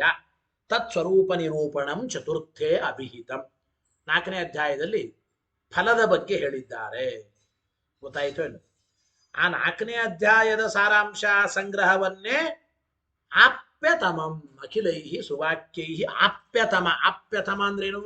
ಹಿಂದೆ ಒಂದು ಅರ್ಥ, ಸಕಲ ಶಾಸ್ತ್ರಗಳಿಂದ ಮುಖ್ಯ ಪ್ರತಿಪಾದ್ಯ ಒಂದು. ಈಗ ಆಪ್ಯತಮ ಅಂದ್ರೆ ಮುಖ್ಯವಾಗಿ ಎಲ್ಲ ಸಾಧಕರಿಂದ ಅಪರೋಕ್ಷ ಜ್ಞಾನಿಗಳಿಂದ ಹೊಂದಲ್ಪಡತಕ್ಕಂಥವನು. ಮೋಕ್ಷ ಅಂದ್ರೆ ಏನು? ಭಗವತ್ ಪ್ರಾಪ್ತಿಯೇ ಮೋಕ್ಷ. ತದಭಿಧಾನಂ ಆಪ್ಯತಮಂ. ಎಲ್ಲರಿಂದ ಮುಖ್ಯವಾಗಿ ಆಪ್ಯತಮನಾದವನು, ಮುಖ್ಯವಾಗಿ ಹೊಂದಲ್ಪಡತಕ್ಕಂಥವನು ಆ ಪರಬ್ರಹ್ಮನೇ. ತದಭಿಧಾನಂ ಆಪ್ಯತಮಮಿತಿ. ಇಲ್ಲಿ ನೋಡ್ರಿ, ದೇವರು ಆಪ್ಯನೇ, ಯಾವಾಗಲೂ ಜೀವರಿಂದ ಹೊಂದಲ್ಪಟ್ಟೇ ಪಡ್ತಾನೆ. ಪರಮಾತ್ಮ ಇದ್ದರೆ ಜೀವರು ತಾನೆ, ಜೀವರ ಜೊತೆಗೆ ಭಗವಂತ ಇದ್ದೇ ಇದ್ದಾನೆ. ಭಗವಂತ ಸರ್ವತ್ರ ವ್ಯಾಪ್ತ. ಭಗವಂತ ಸರ್ವತ್ರ ವ್ಯಾಪ್ತ ಅಂದ್ರೆ ಜೀವರ ಜೊತೆಗೂ ಪರಮಾತ್ಮ ಇದ್ದೇ ಇದ್ದಾನೆ. ಸಂಸಾರಾವಸ್ಥೆಯಲ್ಲಿಯೂ ಕೂಡ ಭಗವಂತ ಆಪ್ಯನೇ, ಪ್ರಾಪ್ಯನಾಗಿದ್ದಾನೆ. ಅಂತಂದರೆ ಆಪ್ತಿ ಮಾತ್ರಸ್ಯ ನಿತ್ಯ ಸಿದ್ಧತ್ವ. ಹೌದು, ದೇವರ ಪ್ರಾಪ್ತಿ ಅದು ನಿತ್ಯ ಸಿದ್ಧ. ಅವನು ಸರ್ವತ್ರ ವ್ಯಾಪ್ತ, ಜೀವರ ಜೊತೆಗಿರ್ತಾನೆ. ಜೀವರಿಗೆ ಯಾವಾಗಲೂ ಅವನು ಆಪ್ತ, ಜೀವರ ಜೊತೆಗೆ ಇರ್ತಾನೆ. ಮತ್ತೇನು ದೇವರನ್ನು ಹೊಂದೋದೇ ಮೋಕ್ಷ ಅಂತೀರಿ ಅಂದ್ರೆ, ಆಪ್ತಿ, ದೇವರ ಪ್ರಾಪ್ತಿ ಅದು ಪ್ರತಿಕ್ಷಣವೂ ಇರುತ್ತದೆ. ಆದರೆ ಅಪರೋಕ್ಷ ಜ್ಞಾನೋತ್ತರದಲ್ಲಿ ಆಪ್ಯತಮ. ಮೊದಲು ಬರೇ ಆಪ್ಯ, ಮೋಕ್ಷದಲ್ಲಿ ಅವನು ಆಪ್ಯತಮ. ಕೇವಲ ಆಪ್ತಿ ಇದು ನಿತ್ಯ ಸಿದ್ಧವಾದದ್ದು, ನಿತ್ಯ ಸಿದ್ಧವಾದದ್ದು. ಗೊತ್ತಾಯ್ತಾ? ಆದರೆ ತಮಪ ತಾಂ ವಿಷಿನಷ್ಟಿ ಎಂಬ ಮಾತನ್ನು ಹೇಳ್ತಾ ಇದ್ದಾನೆ. ತಮ ಪ್ರತ್ಯಯ ಅತಿಶಯ ಎಂಬ ಅರ್ಥವನ್ನು ತಿಳಿಸಿಕೊಡುತ್ತದೆ. ಅತಿಶಯಾರ್ಥಕವಾದದ್ದು ತಮ ಪ್ರತ್ಯಯ ಅಂದ್ರೆ ಅತಿಶಯವಾಗಿ ಭಗವಂತ ಪ್ರಾಪ್ತನಾಗತಕ್ಕಂಥವನು. ಅಂದರೆ ಜೀವರ ಜೊತೆಗೆ ಪ್ರತಿನಿತ್ಯ ಇರುತ್ತಾನೆ, ಅವನು ಸರ್ವತ್ರ ವ್ಯಾಪ್ತ, ಇದು ಅಲ್ಲ. ಶ್ವೇತದ್ವೀಪಾದಿಗಳಲ್ಲಿ ಇರತಕ್ಕಂತಹ ಭಗವಂತನ ವಿಶೇಷವಾದ ಪ್ರಾಪ್ತಿಯನ್ನ, ಶ್ವೇತದ್ವೀಪವಾಸಿಯಾದ ಭಗವಂತನ ಪ್ರಾಪ್ತಿ ಅಂಬೋ ಮೋಕ್ಷವನ್ನ ಆಪ್ಯತಮಂ ಅಂಬಲಿರತಕ್ಕಂತಹ ತಮ ಪ್ರತ್ಯಯದಿಂದ ತಿಳಿಸಿಕೊಡ್ತಾ ಇದ್ದಾರೆ. ಗೊತ್ತಾಯ್ತು ಅಲ್ಲ? ಶ್ವೇತದ್ವೀಪವಾಸಿಯಾದ ಆ ಭಗವಂತನ ರೂಪದ ವಿಶೇಷ ಪ್ರಾಪ್ತಿಗೆ ಇಲ್ಲಿ ಆಪ್ಯತಮ ಅಂದ್ರೆ ಶ್ವೇತದ್ವೀಪದಲ್ಲಿರತಕ್ಕಂತಹ ಆ ಭಗವಂತನ ಒಂದು ಪ್ರಾಪ್ತಿ, ಅದು ಮೋಕ್ಷ ಅಂತ ಕರೆಸಿಕೊಳ್ಳಲ್ಪಡುತ್ತದೆ. ನಿತ್ಯವಾಗಿಯೂ ಭಗವಂತ ನಮ್ಮಿಂದ ಪ್ರಾಪ್ಯನೇ ಆಗಿದ್ದಾನೆ. ಶ್ವೇತದ್ವೀಪದಲ್ಲಿರತಕ್ಕಂತಹ ಭಗವಂತ ವಿಶೇಷವಾಗಿ ಅವನು ಪ್ರಾಪ್ತನಾಗುತ್ತಾನೆ, ಅದು ಮೋಕ್ಷ ಅಂತ ಕರೆಸಿಕೊಳ್ಳಲ್ಪಡುತ್ತದೆ. ಇಂತಹ ಮುಕ್ತಿ ಶ್ವೇತದ್ವೀಪವಾಸಿಯಾದ ಭಗವಂತನ ವಿಶೇಷ ಪ್ರಾಪ್ತಿ ಅಂಬುವ ಭಗವಂತನ ಹೊಂದುವಿಕೆ, ಭಗವಂತನ ಪ್ರಾಪ್ತಿ, ಇದು ಸಂಸಾರಾವಸ್ಥೆಯಲ್ಲಿ ಇರೋದಿಲ್ಲ, ಅದು ಮೋಕ್ಷವೇ. ಮೋಕ್ಷದಲ್ಲೇನೆ ಈ ವಿಶೇಷವನ್ನೇ ಆಪ್ಯತಮಂ ಎಂಬ ವಿಚಾರದಿಂದ ತಿಳಿಸಿಕೊಡ್ತಾ ಇದ್ದಾರೆ, ತಮ ಪ್ರತ್ಯಯದಿಂದ ಅಂತ ನಾವು ಅರ್ಥ ಮಾಡಿಕೊಳ್ಳಬೇಕು. ಈ ರೀತಿ ಆದ ಮೇಲೆ ಅಂತೂ ಮೊದಲನೇ ಪದ್ಯಕ್ಕೆ ನಾರಾಯಣಂ ನಿಖಿಲ ಪೂರ್ಣ ಗುಣೈಕ ದೇಹಂ ನಿರ್ದೋಷಮಾಪ್ಯತಮಮಪ್ಯಖಿಲೈ ಸುವಾಕ್ಯೈ ಅಸ್ಯೋದ್ಭವಾದಿದಮಶೇಷ ವಿಶೇಷತೋಪಿ ವಂದ್ಯಂ ಸದಾ ಪ್ರಿಯತಮಂ ಮಮ ಸನ್ನಮಾಮಿ. ಈ ಶ್ಲೋಕಕ್ಕೆ ಟೀಕಾಕೃತ್ಪಾದರು ಆಚಾರ್ಯರು ಕೊಟ್ಟ 6 ವಿಶೇಷಣಗಳು 7 ರೀತಿಯಾಗಿ ಅವುಗಳಿಗೆ ವ್ಯಾಖ್ಯಾನ ಮಾಡಿದ್ದಾರೆ. ಮಂಗಳಾಚರಣ ಪದ್ಯವನ್ನ 7 ರೀತಿಯಾಗಿ ವ್ಯಾಖ್ಯಾನ ಮಾಡಿ 2ನೇ ಪದ್ಯವನ್ನ ಆಚಾರ್ಯರು ಹೇಳ್ತಾ ಇದ್ದಾರೆ. 7 ರೀತಿ ವ್ಯಾಖ್ಯಾನ ಮಾಡಿ ಮೊದಲನೇ ಪದ್ಯವನ್ನ 2ನೇ ಪದ್ಯದಲ್ಲಿ ವೇದವ್ಯಾಸ ರೂಪಿಯಾದ ನಾರಾಯಣ ನಮಸ್ಕಾರ ಮಾಡ್ತಾ ಇದ್ದಾರೆ. ಮೊದಲನೇ ಪದ್ಯದಲ್ಲಿ ನಾರಾಯಣಂ ಸನ್ನಮಾಮಿ, ಸಾಕ್ಷಾತ್ ದೇವತೆಯಾದ ನಾರಾಯಣ ನಮಸ್ಕಾರ ಮೊದಲನೇ ಪದ್ಯದಲ್ಲಿ. ಈಗ ಗುರುಗಳು ಅಂತ ಅನಿಸಿಕೊಂಡ ವೇದವ್ಯಾಸ ದೇವರಿಗೆ 2ನೇ ಶ್ಲೋಕದಲ್ಲಿ ಆಚಾರ್ಯರು ಅನುವ್ಯಾಖ್ಯಾನದಲ್ಲಿ ನಮಸ್ಕಾರ ಮಾಡ್ತಾ ಇದ್ದಾರೆ. ಆ ಶ್ಲೋಕ ಹೇಳಿ ಅರ್ಥ ತಿಳಿಯೋಣ. ತಮೇವ ಶಾಸ್ತ್ರ ಪ್ರಭವಂ ಪ್ರಣಮ್ಯ ಜಗದ್ಗುರುಣಾಂ ಗುರುವಂಜಸೈವ ವಿಶೇಷತೋ ಮೇ ಪರಮಾಖ್ಯ ವಿದ್ಯಾ ವ್ಯಾಖ್ಯಾಂ ಕರೋಮ್ಯನ್ವಪಿ ಚಾಹಮೇವ. ಏನರ್ಥ ಹೇಳ್ತಾ ಇದ್ದಾರೆ? ಶಾಸ್ತ್ರ ಪ್ರಭವಂ, ಸಕಲ ವೇದಾದಿ ಸಚ್ಚಾಸ್ತ್ರಗಳನ್ನ ರಚನೆ ಮಾಡಿದ, ಅಂದ್ರೆ ಸಕಲ ವೇದಾದಿ ಸಚ್ಚಾಸ್ತ್ರಗಳ ಪ್ರಥಮ ಪ್ರಕಾಶಕರು. ವೇದವನ್ನು ರಚನೆ ಮಾಡೋದಲ್ಲ, ವೇದವನ್ನು ಉಚ್ಚಾರಣೆ ಮಾಡೋದು ಪ್ರಥಮ ಬಾರಿ ಪರಮಾತ್ಮ. ಮಹಾಭಾರತಾದಿಗಳ ರಚನೆ 2ನೇ. ಅಂತೂ ಶಾಸ್ತ್ರ ಪ್ರಭವಂ ಅಂದ್ರೇನು? ವೇದಾದಿ ಶಾಸ್ತ್ರಗಳ ಪ್ರಥಮ ಪ್ರಕಾಶಕನಾದ. ಆಮೇಲೆ ಇದರ ಜೊತೆಗೆ ಬ್ರಹ್ಮಮೀಮಾಂಸಾ ಶಾಸ್ತ್ರಗಳಿಗೆ ಪ್ರಥಮ ಉತ್ಪಾದಕರು. ವೇದಾದಿ ಶಾಸ್ತ್ರಗಳ ಪ್ರಥಮ ಪ್ರಕಾಶಕ. ಶಾಸ್ತ್ರ ಅಂದ್ರೆ ವೇದಾದಿ ಶಾಸ್ತ್ರಗಳನ್ನು ತಗೊಂಡ್ರೆ ವೇದಾದಿ ಶಾಸ್ತ್ರಗಳನ್ನ ಪ್ರಥಮ ಬಾರಿ ಮೊದಲಿಗೆ ನಿರಂತರವಾಗಿ ಉಚ್ಚಾರ ಮಾಡುವವನು ವೇದಾದಿ ಸಕಲ ಸಚ್ಚಾಸ್ತ್ರಗಳ ಪ್ರಕಾಶಕ. ಶಾಸ್ತ್ರ ಅಂದ್ರೆ ಬ್ರಹ್ಮಮೀಮಾಂಸಾ ಶಾಸ್ತ್ರ, ಬ್ರಹ್ಮಸೂತ್ರಗಳು, ಮಹಾಭಾರತಾದಿಗಳನ್ನು ತೆಗೆದುಕೊಂಡ್ರೆ ಆ ಬ್ರಹ್ಮಮೀಮಾಂಸಾ ಶಾಸ್ತ್ರಗಳ ಕರ್ತೃವಾದ ಜಗದ್ಗುರುಣಾಂ ಗುರುಂ, ಜಗದ್ಗುರುಗಳಾದ ಚತುರ್ಮುಖಾದಿಗಳಿಗೂ ಗುರುವಾದ, ಜಗದ್ಗುರುಗಳಾದ ಚತುರ್ಮುಖ ಬ್ರಹ್ಮದೇವರಿಗೂ ಗುರುವಾದ, ಮತ್ತು ಮೇ ಗುರುಂ, ವಿಶೇಷತಃ ಮೇ ಗುರುಂ, ನನಗೆ ಸಾಕ್ಷಾತ್ ಗುರುವಾದ, ನನಗೆ ಸಾಕ್ಷಾತ್ ಗುರುವಾದ ತಮೇವ, ಆ ಹಿಂದೆ ನಮಸ್ಕಾರ ಮಾಡಿದ ದೇವರನ್ನೇ, ಹಿಂದೆ ನಮಸ್ಕಾರ ಮಾಡಿದ ವೇದವ್ಯಾಸ ರೂಪಿ ನಾರಾಯಣನನ್ನೇ, ಅನ್ವಪಿ ಮತ್ತೊಮ್ಮೆ ಅಂಜಸಾ ಭಕ್ತಿಯಿಂದ ಅಹಮೇವ ನಾನೇ ಪ್ರಣಮ್ಯ ನಮಸ್ಕಾರ ಮಾಡಿ ಪರಮಾಖ್ಯ ವಿದ್ಯಾ ವ್ಯಾಖ್ಯಾಂ ಕರೋಮಿ. ಪರಮಾಖ್ಯ ವಿದ್ಯಾ ವ್ಯಾಖ್ಯಾಂ, ಪರಮಾಖ್ಯ ವಿದ್ಯಾ ಅಂತ ಇದ್ದಾರೆ ನೋಡಿ ಶಿವಾನಂದಿತ ಭಗವತ್ಪಾದಾಚಾರ್ಯ. ಪರಮಾಖ್ಯ ವಿದ್ಯಾ ವ್ಯಾಖ್ಯಾಂ ಅಂದ್ರೆ ಪರವಿದ್ಯಾ, ಪರವಿದ್ಯಾ ಅಂತನಿಸಿಕೊಂಡಿದ್ದು ಬ್ರಹ್ಮಸೂತ್ರಗಳು, ವೇದಾರ್ಥ ನಿರ್ಣಾಯಕವಾದದ್ದು. ಬ್ರಹ್ಮಮೀಮಾಂಸಾ ಶಾಸ್ತ್ರ ಅಂತೇನು ಕರೀತೇವೆ, ಈ ಬ್ರಹ್ಮಸೂತ್ರಗಳೇ ಪರವಿದ್ಯಾ. ಆಚಾರ್ಯರೇ ಅದನ್ನ ಪರಮಾಖ್ಯ ವಿದ್ಯಾ, ಪರವಿದ್ಯೆಗಳಾದ ಬ್ರಹ್ಮಮೀಮಾಂಸಾ ಶಾಸ್ತ್ರವನ್ನ ಅನ್ವಪಿ ಮತ್ತೊಮ್ಮೆ ಅಹಮೇವ ನಾನೇ ವ್ಯಾಖ್ಯಾಂ ಕರೋಮಿ. ಅಂದ್ರೆ ಬ್ರಹ್ಮಸೂತ್ರಗಳಿಗೆ ಹಿಂದೆ ಬ್ರಹ್ಮಸೂತ್ರಗಳಿಗೆ ಭಾಷ್ಯವನ್ನು ರಚನೆ ಮಾಡಿದ್ದೇವೆ. ಯಾಕೆಂದ್ರೆ ಬ್ರಹ್ಮಸೂತ್ರಗಳಿಗೆ ನ್ಯಾಯ ವಿವರಣ, ಭಾಷ್ಯ, ಅಣುಭಾಷ್ಯ, ಈಗ ಅನುವ್ಯಾಖ್ಯಾನ ಗೊತ್ತಾಯ್ತು. ಅನ್ವಪಿ ಅಹಮೇವ ಕರೋಮಿ ಪರಮಾಖ್ಯ ವಿದ್ಯಾ ವ್ಯಾಖ್ಯಾ, ಪರವಿದ್ಯೆಯಾದ ಬ್ರಹ್ಮಸೂತ್ರಗಳಿಗೆ ಮತ್ತೆ ನಾನು ಇನ್ನೊಮ್ಮೆ ವ್ಯಾಖ್ಯಾನ ಮಾಡ್ತಾ ಇದ್ದೇನೆ ಎಂಬ ಮಾತನ್ನ ಆಚಾರ್ಯರು ಎರಡನೇ ಮಂಗಳಾಚರಣ ಶ್ಲೋಕದಲ್ಲಿ ತಿಳಿಸಿಕೊಡ್ತಾ ಇದ್ದಾರೆ. ಅಂದ್ರೆ ಗುರುತ್ವೇನ ವೇದವ್ಯಾಸರಿಗೆ ನಮಸ್ಕಾರ ಮಾಡಿ, ಹಿಂದೆ ದೇವತಾತ್ವೇನ ನಾರಾಯಣನಿಗೆ ನಮಸ್ಕಾರ ಮಾಡಿ, ಆ ದೇವತೆ ಗುರು ಇಬ್ರು ಒಂದೇ ಆಚಾರ್ಯರಿಗೆ ಅದನ್ನು ತಿಳಿಸ್ತಾರೆ. ದೇವತೆನೂ ನಾರಾಯಣನೇ, ಗುರುಗಳು ನಾರಾಯಣನೇ, ವೇದವ್ಯಾಸರೇ. ವೇದವ್ಯಾಸರು ನಾರಾಯಣ, ವೇದವ್ಯಾಸ ಇವು ಎರಡು ಒಂದೇ, ಎರಡು ಭಗವದ್ ರೂಪಗಳೇ, ಅದನ್ನು ತಿಳಿಸಿದರು. ಅದರ ಜೊತೆಗೆ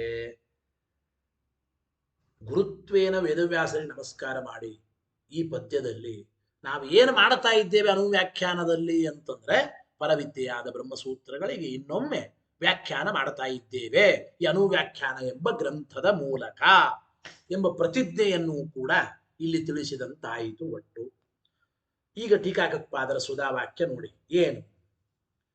ನಾರಾಯಣ ಪ್ರಣಾಮಸ್ಯ ಇವ ಗುರು ಪ್ರಣಾಮಸ್ಯಾಪಿ ಅಭಿಮತ ಸಿದ್ಧ್ಯಂಗತಯ ಕಾರ್ಯಾರಂಭೆ ಅವಶ್ಯಂ ಅನುಷ್ಠೇಯತ್ವಾತ್ ತದಾಚರಣ ಪುರಸ್ಸರಂ ಬ್ರಹ್ಮಮೀಮಾಂಸಾ ಶಾಸ್ತ್ರೌ ವ್ಯಾಖ್ಯಾನಂ ಸಮರ್ಥಯಮಾನಃ ಪ್ರತಿಜಾನೀತೆ ತಮೇವ ಇತಿ. ಈ ಶ್ಲೋಕದಲ್ಲಿ ಆಚಾರ್ಯರು ಏನು ಮಾಡ್ತಾ ಇದ್ದಾರೆ, ಟೀಕರಾಯರು ತಿಳಿಸಿಕೊಡ್ತಾ ಇದ್ದಾರೆ. ನಾರಾಯಣನ ನಮಸ್ಕಾರ ಹೇಗೆ ಅಭಿಮತ ಸಿದ್ಧಿಗೆ ಅಂಗನೋ, ಅಂದ್ರೆ ಭಗವಂತನಿಗೆ ನಮಸ್ಕಾರ ಮಾಡೋದು ಹೇಗೆ ನಮ್ಮ ಇಷ್ಟಾರ್ಥ ಸಾಧನೆಗೆ ಕಾರಣವಾಗುತ್ತದೋ, ನಮ್ಮ ಇಷ್ಟಾರ್ಥಕ್ಕೆ ಕಾರಣ, ಹಾಗೆ ಗುರು ಪ್ರಣಾಮಸ್ಯಾಪಿ ಅಂದ್ರೆ ನಾರಾಯಣನ ನಮಸ್ಕಾರ ಹೇಗೆ ನಮಗೆ ಅಭಿಮತವಾದ ಫಲವನ್ನ ಕೊಡುತ್ತದೋ, ಹಾಗೆ ಗುರು ಪ್ರಣಾಮ ಗುರುಗಳಿಗೆ ಮಾಡುವ ನಮಸ್ಕಾರವೂ ಕೂಡ ಅಭಿಮತ ಸಿದ್ಧಿಗೆ ಅಂಗ, ನಮ್ಮ ಇಷ್ಟಾರ್ಥ ಸಾಧನೆಗೆ ಕಾರಣವಾಗುತ್ತದೆ. ಆದ್ದರಿಂದ ಕಾರ್ಯಾರಂಭ ಅವಶ್ಯ ಅನುಷ್ಠೇಯತ್ವ. ಯಾವುದೇ ಒಂದು ಒಳ್ಳೆಯ ಕಾರ್ಯವನ್ನು ಆರಂಭ ಮಾಡಬೇಕಾದ್ರೆ ದೇವರ ನಮಸ್ಕಾರದಂತೆ ಗುರುಗಳಿಗೂ ನಮಸ್ಕಾರ ಮಾಡಿ ಆರಂಭ ಮಾಡಬೇಕು. ಆದ್ದರಿಂದ ತದಾಚರಣ ಪುರಸ್ಸರಂ, ಆ ಒಂದು ಗುರುಗಳ ನಮಸ್ಕಾರ ಮಾಡೋ ಮೂಲಕವಾಗಿ ಬ್ರಹ್ಮಮೀಮಾಂಸಾ ಶಾಸ್ತ್ರಕ್ಕೆ ನಾನು ವ್ಯಾಖ್ಯಾನವನ್ನು ಮಾಡ್ತಾ ಇದ್ದೇನೆ ಅಂತ ಸಮರ್ಥನೆ ಮಾಡತಾ ಪ್ರತಿಜಾನೀತೆ ಪ್ರತಿಜ್ಞೆಯನ್ನು ಕೂಡ ಹೇಳ್ತಾ ಇದ್ದಾರೆ. ಬ್ರಹ್ಮಮೀಮಾಂಸಾ ಶಾಸ್ತ್ರಕ್ಕೆ ಬ್ರಹ್ಮಸೂತ್ರಗಳಿಗೆ ನಾನು ಅನುವ್ಯಾಖ್ಯಾನ ರೂಪವಾದ ವ್ಯಾಖ್ಯಾನವನ್ನು ಮಾಡ್ತಾ ಇದ್ದೇನೆ ಎಂಬುದನ್ನ ಪ್ರತಿಜ್ಞೆಯನ್ನು ತಿಳಿಸಿಕೊಡ್ತಾ ಇದ್ದಾರೆ. ತಮೇವ ಶಾಸ್ತ್ರ ಪ್ರಭವಂ ಪ್ರಣಮ್ಯ ಎಂಬ ಶ್ಲೋಕದಿಂದ ಅಂತ ಟೀಕಾಕೃತ್ಪಾದರು ಈ ಶ್ಲೋಕಕ್ಕೆ ಅವತರಣಿಕೆಯನ್ನು ಬರೆಯುತ್ತಾರೆ. ಇಲ್ಲಿ ನೋಡಿ, ತಮೇವ ಶಾಸ್ತ್ರ ಪ್ರಭವಂ ತಮೇವ, ಆ ಶಾಸ್ತ್ರ ಪ್ರಭವನಾದ ಅಂದ್ರೆ ಆ ಹಿಂದೆ ನಮಸ್ಕಾರ ಮಾಡಿದ ನಾರಾಯಣನನ್ನೇ ಮತ್ತೆ ನಮಸ್ಕಾರ ಮಾಡ್ತೇನೆ ಅಂತ ಇದ್ದಾರೆ. ತಮ್ ಅಂದ್ರೆ ಪೂರ್ವ ಪ್ರಣತಂ ನಾರಾಯಣಮೇವ ತಮೇವ ಅಂತ ಆಚಾರ ಅಂದ್ರು. ಇಲ್ಲಿ ಹಿಂದೆ ನಮಸ್ಕಾರ ಮಾಡಿದ ನಾರಾಯಣನನ್ನೇ ಇಲ್ಲಿ ನಮಸ್ಕಾರ ಮಾಡ್ತೇನೆ. ಅಂದರೆ ದೇವತೆಯಾದ ನಾರಾಯಣ ಬೇರೆ, ಗುರುಗಳಾದ ವೇದವ್ಯಾಸರು ಬೇರೆ ಅಂತ ಅನ್ಕೋಬೇಡ್ರಿ.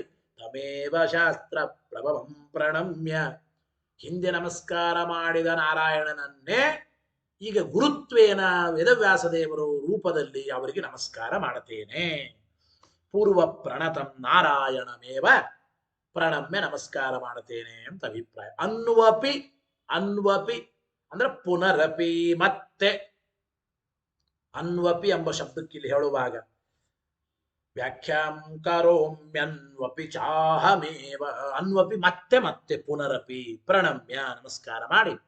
ಯಾಕೆ ನೋಡಿ, ಭಕ್ತ್ಯಾದ್ಯುಪೇತತಾ ಲಕ್ಷಣೇನ ಪ್ರಕರ್ಷೇಣ ರತ್ವಾ, ಮತ್ತೆ ಭಕ್ತ್ಯಾದಿಗಳಿಂದ ಸಹಿತವಾಗಿ ಪ್ರಕೃಷ್ಟವಾದ ನಮಸ್ಕಾರವನ್ನು ನಾನು ಮಾಡಿ, ಅಹಂ ನಾನು ಪರಮಾಖ್ಯ ವಿದ್ಯಾಯಾಹ ವ್ಯಾಖ್ಯಾಂ ಕರೋ ಪರಮಾಖ್ಯ ವಿದ್ಯಾ ವ್ಯಾಖ್ಯಾಂ ಅಂದ್ರೆ ಪರಮಾಖ್ಯ ವಿದ್ಯಾ ಪರವಿದ್ಯೆ ಅಂತ ಕರೆಸಿಕೊಳ್ಳಲ್ಪಡುವ ಬ್ರಹ್ಮಮೀಮಾಂಸಾ ಶಾಸ್ತ್ರ ರೂಪಾಯ ಪರವಿದ್ಯೆ ಅಂತ ಕರೆಸಿಕೊಳ್ಳಲ್ಪಡುವ ಈ ಬ್ರಹ್ಮಮೀಮಾಂಸಾ ಶಾಸ್ತ್ರಕ್ಕೆ ಬ್ರಹ್ಮಸೂತ್ರಗಳಿಗೆ ವ್ಯಾಖ್ಯಾನವನ್ನ ಅನ್ವಪಿ ಕರೋಮಿ ಮತ್ತೆ ಮಾಡುತ್ತೇನೆ. ಭಾಷ್ಯವನ್ನ ರಚನೆ ಮಾಡಿದ್ದೇವೆ, ಇಲ್ಲಿ ಮತ್ತೆ ಅನುವ್ಯಾಖ್ಯಾನದ ಮೂಲಕ ಇನ್ನೊಮ್ಮೆ ಆ ಪರವಿದ್ಯೆಯಾದ ಬ್ರಹ್ಮಮೀಮಾಂಸಾ ಶಾಸ್ತ್ರಕ್ಕೆ ವ್ಯಾಖ್ಯಾನವನ್ನ ಮಾಡುತ್ತೇವೆ.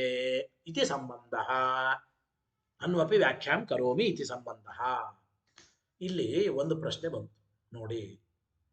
ವರ್ತಮಾನ ಸಾಮೀಪ್ಯಾದ್ ವರ್ತಮಾನವು ವ್ಯಪದೇಶ.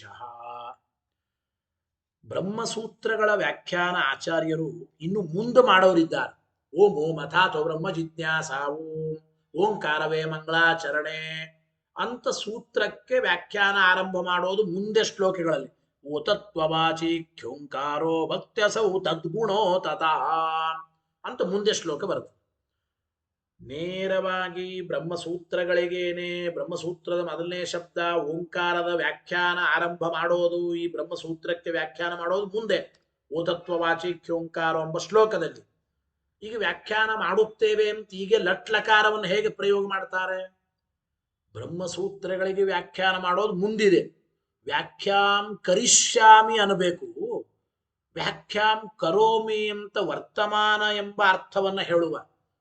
ಪ್ರಕೃತದಲ್ಲಿ ಬ್ರಹ್ಮಸೂತ್ರಗಳಿಗೇನು ವ್ಯಾಖ್ಯಾನ ಮಾಡಿಲ್ಲ ವರ್ತಮಾನ ಕಾಲದಲ್ಲಿ, ಈಗೇನೆ ಮುಂದೆ ಬ್ರಹ್ಮಸೂತ್ರಗಳಿಗೆ ವ್ಯಾಖ್ಯಾನ ಆರಂಭ ಮಾಡ್ತಾರೆ. ಓತತ್ವವಾಚಿ ಖ್ಯೋಂಕಾರೋ ವಕ್ತ್ಯಸೌ ತದ್ಗುಣೋ ತಥಾ. ಮುಂದೆ ಓಂಕಾರದ ವ್ಯಾಖ್ಯಾನ ಆರಂಭ ಮಾಡೋದು, ಮೊದಲನೇ ಬ್ರಹ್ಮಸೂತ್ರಕ್ಕೆ ವ್ಯಾಖ್ಯಾನ ಆರಂಭ ಮಾಡೋದು ಮುಂದೆ ಇದೆ. ವ್ಯಾಖ್ಯಾಂ ಕರಿಷ್ಯಾಮಿ ಅನ್ನಬೇಕು.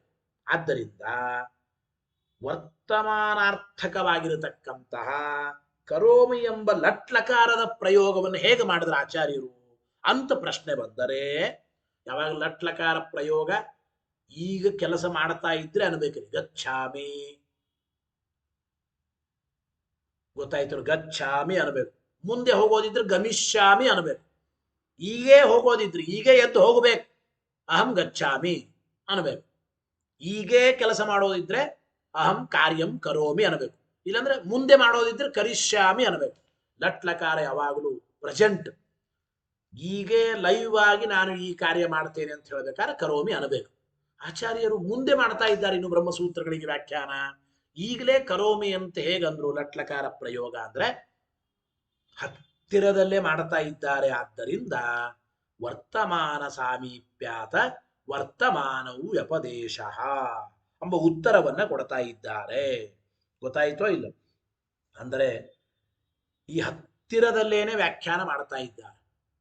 ಆದ್ದರಿಂದ ಈಗ ಮಾಡ್ತಾ ಇದ್ದೇವೆ ಅಂತ ಇದ್ದಾರೆ. ನಿನ್ನ ಕೆಲಸ ಆಯಿತು ಅಂತ ನಾವು ಹೇಳ್ತೇವೆ ಕನ್ನಡದಲ್ಲಿ. ಯಾವನೋ ಒಬ್ಬ ವ್ಯಕ್ತಿ ಬಂದಿದ್ದ, ಈ ಕೆಲಸ ಮಾಡಿಕೊಡ್ಬೇಕು ಅಂತ ಹೇಳಿದ. ಆಯ್ತು ತಗೋ, ನಿನ್ನ ಕೆಲಸ ಆಯ್ತು, ಹೋಗು. ನಿನ್ನ ಕೆಲಸ ಆಯಿತು ಅಂದ್ರೆ ಅವನ ಕೆಲಸ ಇನ್ನೂ ಆಗಿಲ್ಲ, ಅವನ ಕೆಲಸ ಇನ್ನೂ ಮುಂದೆ ಮಾಡಿಕೊಡೋದಿದೆ. ನಿನ್ನ ಕೆಲಸ ನಿಶ್ಚಿತವಾಗಿ ಆಗುತ್ತದೆ, ಇನ್ನು ಸ್ವಲ್ಪೇ ದಿವಸಕ್ಕೆ ನಿನ್ನ ಕೆಲಸ ಆಗುತ್ತದೆ ಎಂಬ ಅರ್ಥದಲ್ಲಿ ನಿನ್ನ ಕೆಲಸ ಆಯಿತು ಹೋಗು ಅಂತ ಅಂತೀವೋ ಇಲ್ಲೋ. ಹಾಗೆ ಹತ್ತಿರದಲ್ಲೇನೆ, ಇಲ್ಲೇನೆ, ಮುಂದೇನೆ ಬ್ರಹ್ಮಸೂತ್ರಗಳಿಗೆ ವ್ಯಾಖ್ಯಾನ ಮಾಡ್ತಾ ಇದ್ದೇವೆ. ಓತತ್ವವಾಚಿ ಖ್ಯೋಂಕಾರೋ ಎಂಬ ಶ್ಲೋಕಗಳಿಂದ ಹತ್ತಿರದಲ್ಲಿ ಮುಂದೇನೆ ವ್ಯಾಖ್ಯಾನ ಮಾಡ್ತಾ ಇದ್ದೇವೆ ಎಂಬ ಅಭಿಪ್ರಾಯದಲ್ಲಿ ಸಾಮೀಪ್ಯ ಇರೋದ್ರಿಂದ ವರ್ತಮಾನ ಸಾಮೀಪ್ಯಾದ್ ವರ್ತಮಾನವು ವ್ಯಪದೇಶ ಕರೋಮಿ ಎಂಬ ವರ್ತಮಾನಾರ್ಥಕವಾದ ಲಟ್ಲಕಾರವನ್ನ ಪ್ರಯೋಗ ಮಾಡಿದ್ದೇವೆ ಅಂತ ಅರ್ಥ ಮಾಡಿಕೊಳ್ಳಬೇಕು. ಅಥವಾ ವ್ಯಾಖ್ಯಾನವನ್ನ ಆಲ್ರೆಡಿ ಆರಂಭವು ಮಾಡಿದ್ದೇವೆ ಅಂತೂ ಟೀಕಾರಾಯರು ಬರೆಯುತ್ತಾರೆ. ಆಚಾರ್ಯರು ಬ್ರಹ್ಮಸೂತ್ರಗಳಿಗೆ ಆಲ್ರೆಡಿ ವ್ಯಾಖ್ಯಾನವನ್ನು ಮಾಡಿದ್ದಾರೆ. ಸಂಕ್ಷೇಪತಃ ವ್ಯಾಖ್ಯಾನಸ್ಯ ಪ್ರಕ್ರಾಂತತ್ವಾದ್ವಾ.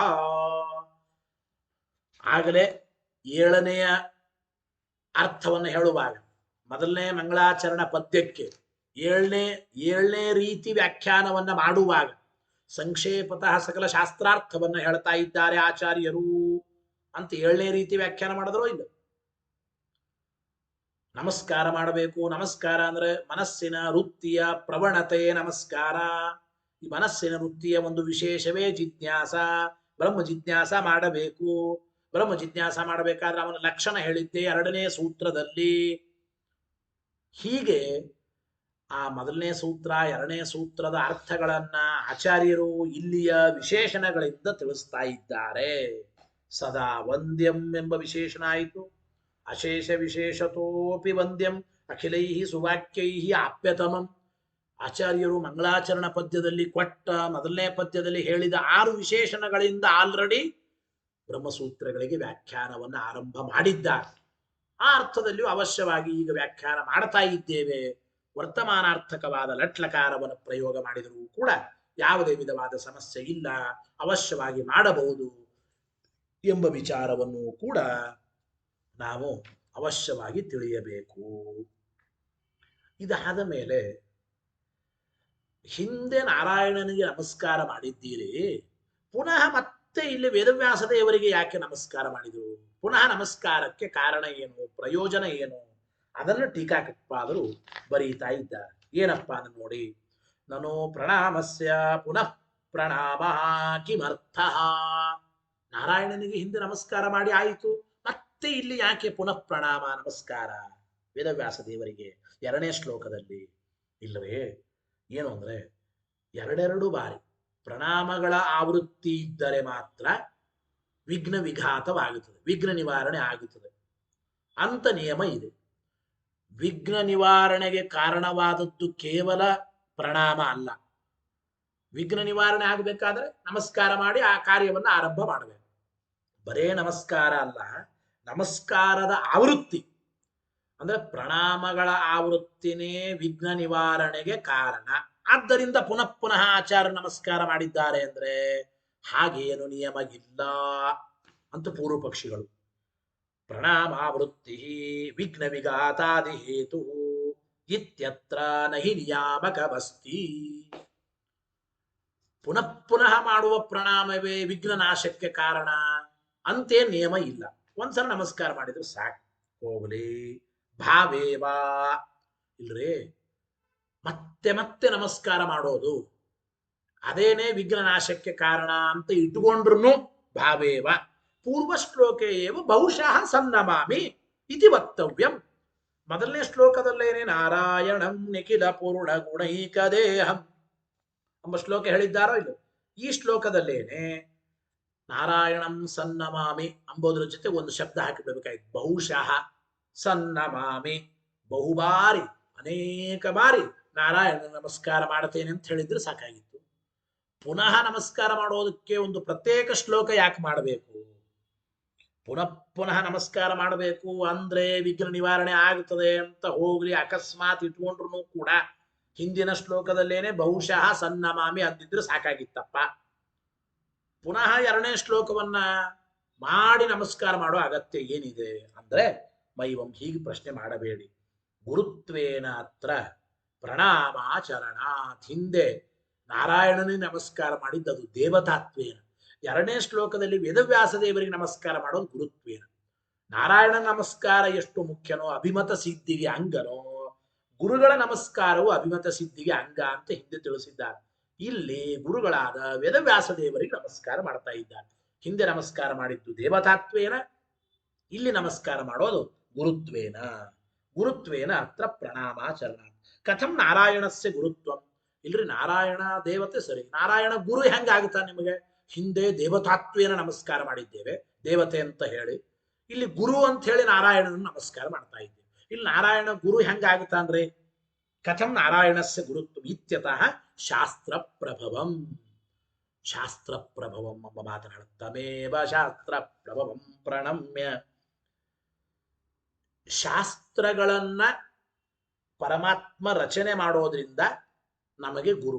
ಯಾಕೆ ಶಾಸ್ತ್ರಗಳ ಅಧ್ಯಯನ ನಾವು ಮಾಡ್ತೇವೆ, ದೇವರು ರಚನೆ ಮಾಡಿದ ಶಾಸ್ತ್ರಗಳನ್ನೇ ನಾವು ಅಧ್ಯಯನ ಮಾಡುವುದು. ಆದ್ರಿಂದ ನಾವು ಶಾಸ್ತ್ರಗಳ ಅಧ್ಯಯನ ಮಾಡಬೇಕಾದ್ರೆ ಶಾಸ್ತ್ರ ಪ್ರವರ್ತಕನಾದ ನಾರಾಯಣ ಗುರು ಅಂತ ಅನಿಸಿಕೊಳ್ತಾನೆ.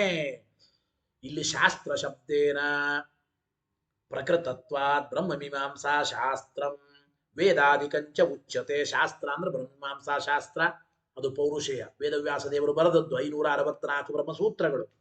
ಮತ್ತು ಶಾಸ್ತ್ರ ಅಂದ್ರೆ ಅಪೌರುಷೇಯವಾದ ವೇದವಾಕ್ಯವನ್ನು ತಗೋಬೇಕು. ವೇದಾದಿಕಂತೆ ಉಚ್ಯತೆ.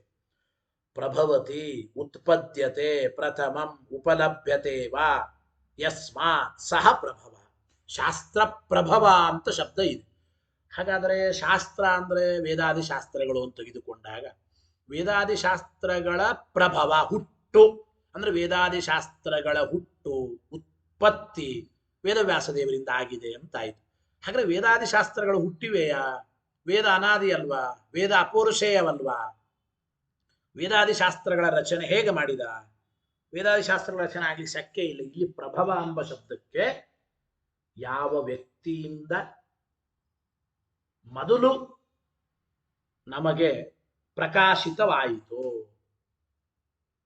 ಪ್ರಳಯ ಕಾಲ ಮುಗಿದ ಮೇಲೆ ಭಗವಂತ ಜಗತ್ತನ್ನು ಸೃಷ್ಟಿ ಮಾಡಿದ, ದೇವರ ಮುಖಾಂತರ ಮೊದಲು ವೇದೋಚ್ಚಾರಣೆ ಆಯಿತು.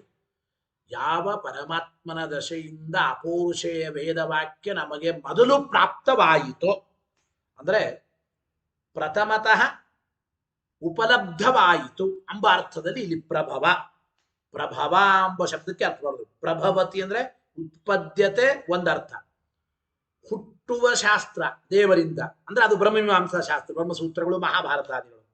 ಪ್ರಥಮ ಉಪಲಭ್ಯತೆ, ಮೊದಲು ಉಪಲಬ್ಧವಾಗುವ ಶಾಸ್ತ್ರ ಅಂದ್ರೆ ಅದು ವೇದಾದಿ ಶಾಸ್ತ್ರಗಳು. ಅದನ್ನ ಪ್ರಭವ ಎಂಬ ಶಬ್ದಕ್ಕೆ ಮೊದಲು ಹುಟ್ಟೋದು, ಮೊದಲು ಪ್ರಕಾಶಿತವಾಗುವುದು, ಮೊದಲು ತೋರೋದು ದೇವರಿಂದ ಉಚ್ಚಾರಣೆಯ ಮೂಲಕ. ಎರಡು ಅರ್ಥವನ್ನು ಸ್ವೀಕಾರ ಅಂದ್ರೆ ಬರೀತಾರೆ. ಯಥಾ ಸಂಭವಂ ಶಾಸ್ತ್ರಸ್ಯ ಪ್ರಭವ ಶಾಸ್ತ್ರಸ್ಯ ಪ್ರಭವ ಶಾಸ್ತ್ರ ಪ್ರಭವ. ಶಾಸ್ತ್ರದ ಪ್ರಭವ ಆ ಹುಟ್ಟು ಎಂಬುದು ಯಾವುದಕ್ಕೆ ಹೇಗಿದೆ ಹಾಗೆ ನಾವು ಅರ್ಥ ಮಾಡಿಕೊಳ್ಳಬೇಕು. ಬ್ರಹ್ಮಸೂತ್ರಗಳಿಗೆ ಪ್ರಭವ ಅಂದ್ರೆ ವಸ್ತುತಃ ವೇದವ್ಯಾಸ ದೇವರಿಂದ ಹುಟ್ಟಿತು, ಬ್ರಹ್ಮಸೂತ್ರಗಳು ರಚನೆ ಮಾಡಿದ್ದಾರೆ ಅಂತ ಅರ್ಥ ಪ್ರಭವ ಶಬ್ದ. ವೇದಾದಿ ಶಾಸ್ತ್ರಗಳ ಪ್ರಭವ ಅಂದ್ರೆ ಪರಮಾತ್ಮನಿಂದ ವೇದಾದಿ ಶಾಸ್ತ್ರಗಳು ಮೊದಲು ಉಪಲಬ್ಧವಾದವು, ಪ್ರಾಪ್ತವಾದವು ಅಂತ ಪ್ರಭವ ಶಬ್ದಕ್ಕೆ ಅರ್ಥ ಮಾಡ್ಕೋಬೇಕು. ಶಾಸ್ತ್ರಸ್ಯ ಪ್ರಭವ ಶಾಸ್ತ್ರ ಪ್ರಭವ ತಂ ಶಾಸ್ತ್ರ ಪ್ರಭವಂ ತಮೇವ ಶಾಸ್ತ್ರ ಪ್ರಭವಂ ಪ್ರಣಮ್ಯ ಅಂತ ಅನ್ವಯ ಮಾಡಿಕೊಳ್ಳಬೇಕು. ಬರಿತಾ ನೋಡಿ ಹೇಗೆ ನಾರಾಯಣ ಗುರು ಆಗುತ್ತಾನೆ ಅಂದ್ರೆ ಯೋ ಹಿ ಯತ್ ಶಾಸ್ತ್ರೇ ಪ್ರವರ್ತತೆ ತಸ್ಯ ತತ್ ಪ್ರಭವ ಗುರು ಇತಿ ಪ್ರಸಿದ್ಧಮೇವ ಎಂಬ ಮಾತನ್ನು ತಿಳಿಸಿಕೊಡ್ತಾ ಇದ್ದ. ಯಾರು ಯಾವ ಶಾಸ್ತ್ರವನ್ನ ಅಧ್ಯಯನ ಮಾಡೋದಕ್ಕೆ ತೊಡಗುತ್ತಾರೆ, ನಾವು ಶಾಸ್ತ್ರವನ್ನ ಅಧ್ಯಯನ ಮಾಡೋದಕ್ಕೆ ತೊಡಗಬೇಕಾದ್ರೆ ಆ ಶಾಸ್ತ್ರದ ಮೂಲ ಪ್ರವರ್ತಕರ್ಯಾರೋ ಅವರೇ ಗುರುಗಳು ಅಂತ ಕರೆಸಿಕೊಳ್ತಾರೆ.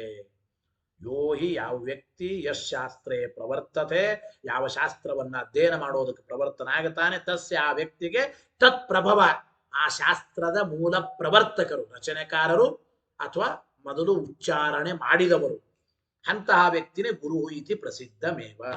ಪ್ರಕೃತ ಶಾಸ್ತ್ರ ಸಂಪ್ರದಾಯ ಪ್ರವರ್ತಕತ್ವಾಚ್ಚ ನಾರಾಯಣಸ್ಯ ಗುರುತ್ವಂ ಇತ್ಯಾಹ. ಶಾಸ್ತ್ರದ ಸಂಪ್ರದಾಯ ಪ್ರವರ್ತಕನೂ ನಾರಾಯಣನೇ, ಆದ್ದರಿಂದಲೂ ನಾರಾಯಣ ಗುರು ಅಂತ ಅನಿಸಿಕೊಳ್ತಾನೆ. ಪ್ರಕೃತ ಶಾಸ್ತ್ರ ಸಂಪ್ರದಾಯ ಪ್ರವರ್ತಕತ್ವಾಚ್ಚ ನಾರಾಯಣಸ್ಯ ಗುರುತ್ವಂ ಅಂದ್ರೆ ಶಾಸ್ತ್ರ ಸಂಪ್ರದಾಯ ಪ್ರವರ್ತಕನೇ ಮೊದಲು ನಾರಾಯಣ, ಅದಕ್ಕೆ ಅವನಿಗೆ ಗುರುತ್ವ ಇದೆ. ಅಂದರೆ ಜಗದ್ಗುರುಗಳಾದವರು ಚತುರ್ಮುಖ ಬ್ರಹ್ಮದೇವರು, ಆ ಚತುರ್ಮುಖ ಬ್ರಹ್ಮದೇವರಿಗೆ ಮೊದಲು ಉಪದೇಶ ಮಾಡಿದವನು, ಮೊದಲು ಶಾಸ್ತ್ರ ಸಂಪ್ರದಾಯ ಪ್ರವರ್ತಕನಾದವನು ನಾರಾಯಣ. ಆದ್ದರಿಂದ ನಾರಾಯಣ ಮೊದಲು ಗುರು, ಆದಿಗುರು ಅವನು. ನಾರಾಯಣ ಗುರು ಅಂತದ್ದು ಸರಿನೇ, ಜಗದ್ಗುರು ಬರೀತಾರೆ. ಜಗದ್ಗುರುಣಾಂ ಗುರುಂ ಅಂದ್ರು ಅಂದ್ರೆ ಜಗತಃ ಏತಶಾಸ್ತ್ರ ಪ್ರವರ್ತೃಣಾಂ, ಈ ಶಾಸ್ತ್ರಗಳನ್ನ ಹೇಳುವ ಚತುರ್ಮುಖ ಬ್ರಹ್ಮದೇವರೇ ಮೊದಲಾದವರಿಗೆ ಅಂಜಸ ಮುಖ್ಯವಾಗಿ ಗುರು ಅಂದ್ರೆ ಮುಖ್ಯತಯ ನತು ವಯಃ ಅಧಿಕತ್ವಾದಿ ಮಾತ್ರೇಣ ಗುರು. ನಾರಾಯಣನಿಗೆ ವಯಸ್ಸು ಹೆಚ್ಚಾಗಿದೆ, ಅನಾದಿ ಅನಂತ ಕಾಲದಿಂದ ಇದ್ದವನು, ವಯೋವೃದ್ಧ ಮಾತ್ರ ಅಲ್ಲ ನಾರಾಯಣ.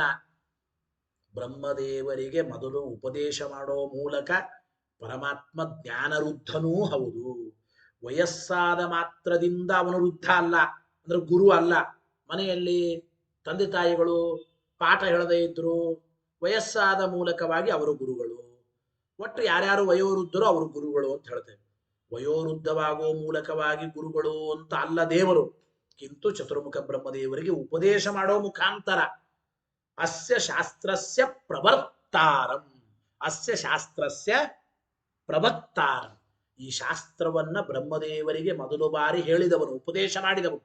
ಆ ದೃಷ್ಟಿಯಿಂದಲೂ ಮುಖ್ಯವಾಗಿ ಪರಮಾತ್ಮ ಬ್ರಹ್ಮದೇವರಿಗೆ ಗುರು ಆಗಿದ್ದಾನೆ. ಗೊತ್ತಾಯಿತು? ಬ್ರಹ್ಮದೇವರಿಗೆ ಗುರು ಆಗಿದ್ದಾನೆ, ಆದ್ದರಿಂದ ನಾರಾಯಣ ಗುರು ಆಗಿದ್ದಾನೆ. ನಾರಾಯಣನ ಗುರುತ್ವೇನ ನಮಸ್ಕಾರ ಮಾಡಿದ್ದು ಅತ್ಯಂತ ಯೋಗ್ಯವಾಗಿದೆ ಎಂಬ ವಿಚಾರವನ್ನ ಇಲ್ಲಿ ತಿಳಿಸಿಕೊಡ್ತಾ ಇದ್ದಾರೆ. ಇನ್ನೊಂದು ರೀತಿಯಾಗಿಯೂ ನಾರಾಯಣನಿಗೆ ಗುರುತ್ವ ಉಂಟು ಎಂಬುದನ್ನು ಹೇಳ್ತಾ ಇದ್ದಾರೆ. ಆ ವಿಷಯವನ್ನು ಮತ್ತೆ ನಾಳಿನ ಪಾಠದಲ್ಲಿ ನೇರವಾಗಿ ಶ್ರೀಮಠದಲ್ಲಿ ನಾಳೆ 4:15 ಪಾಠ ಇದೆ.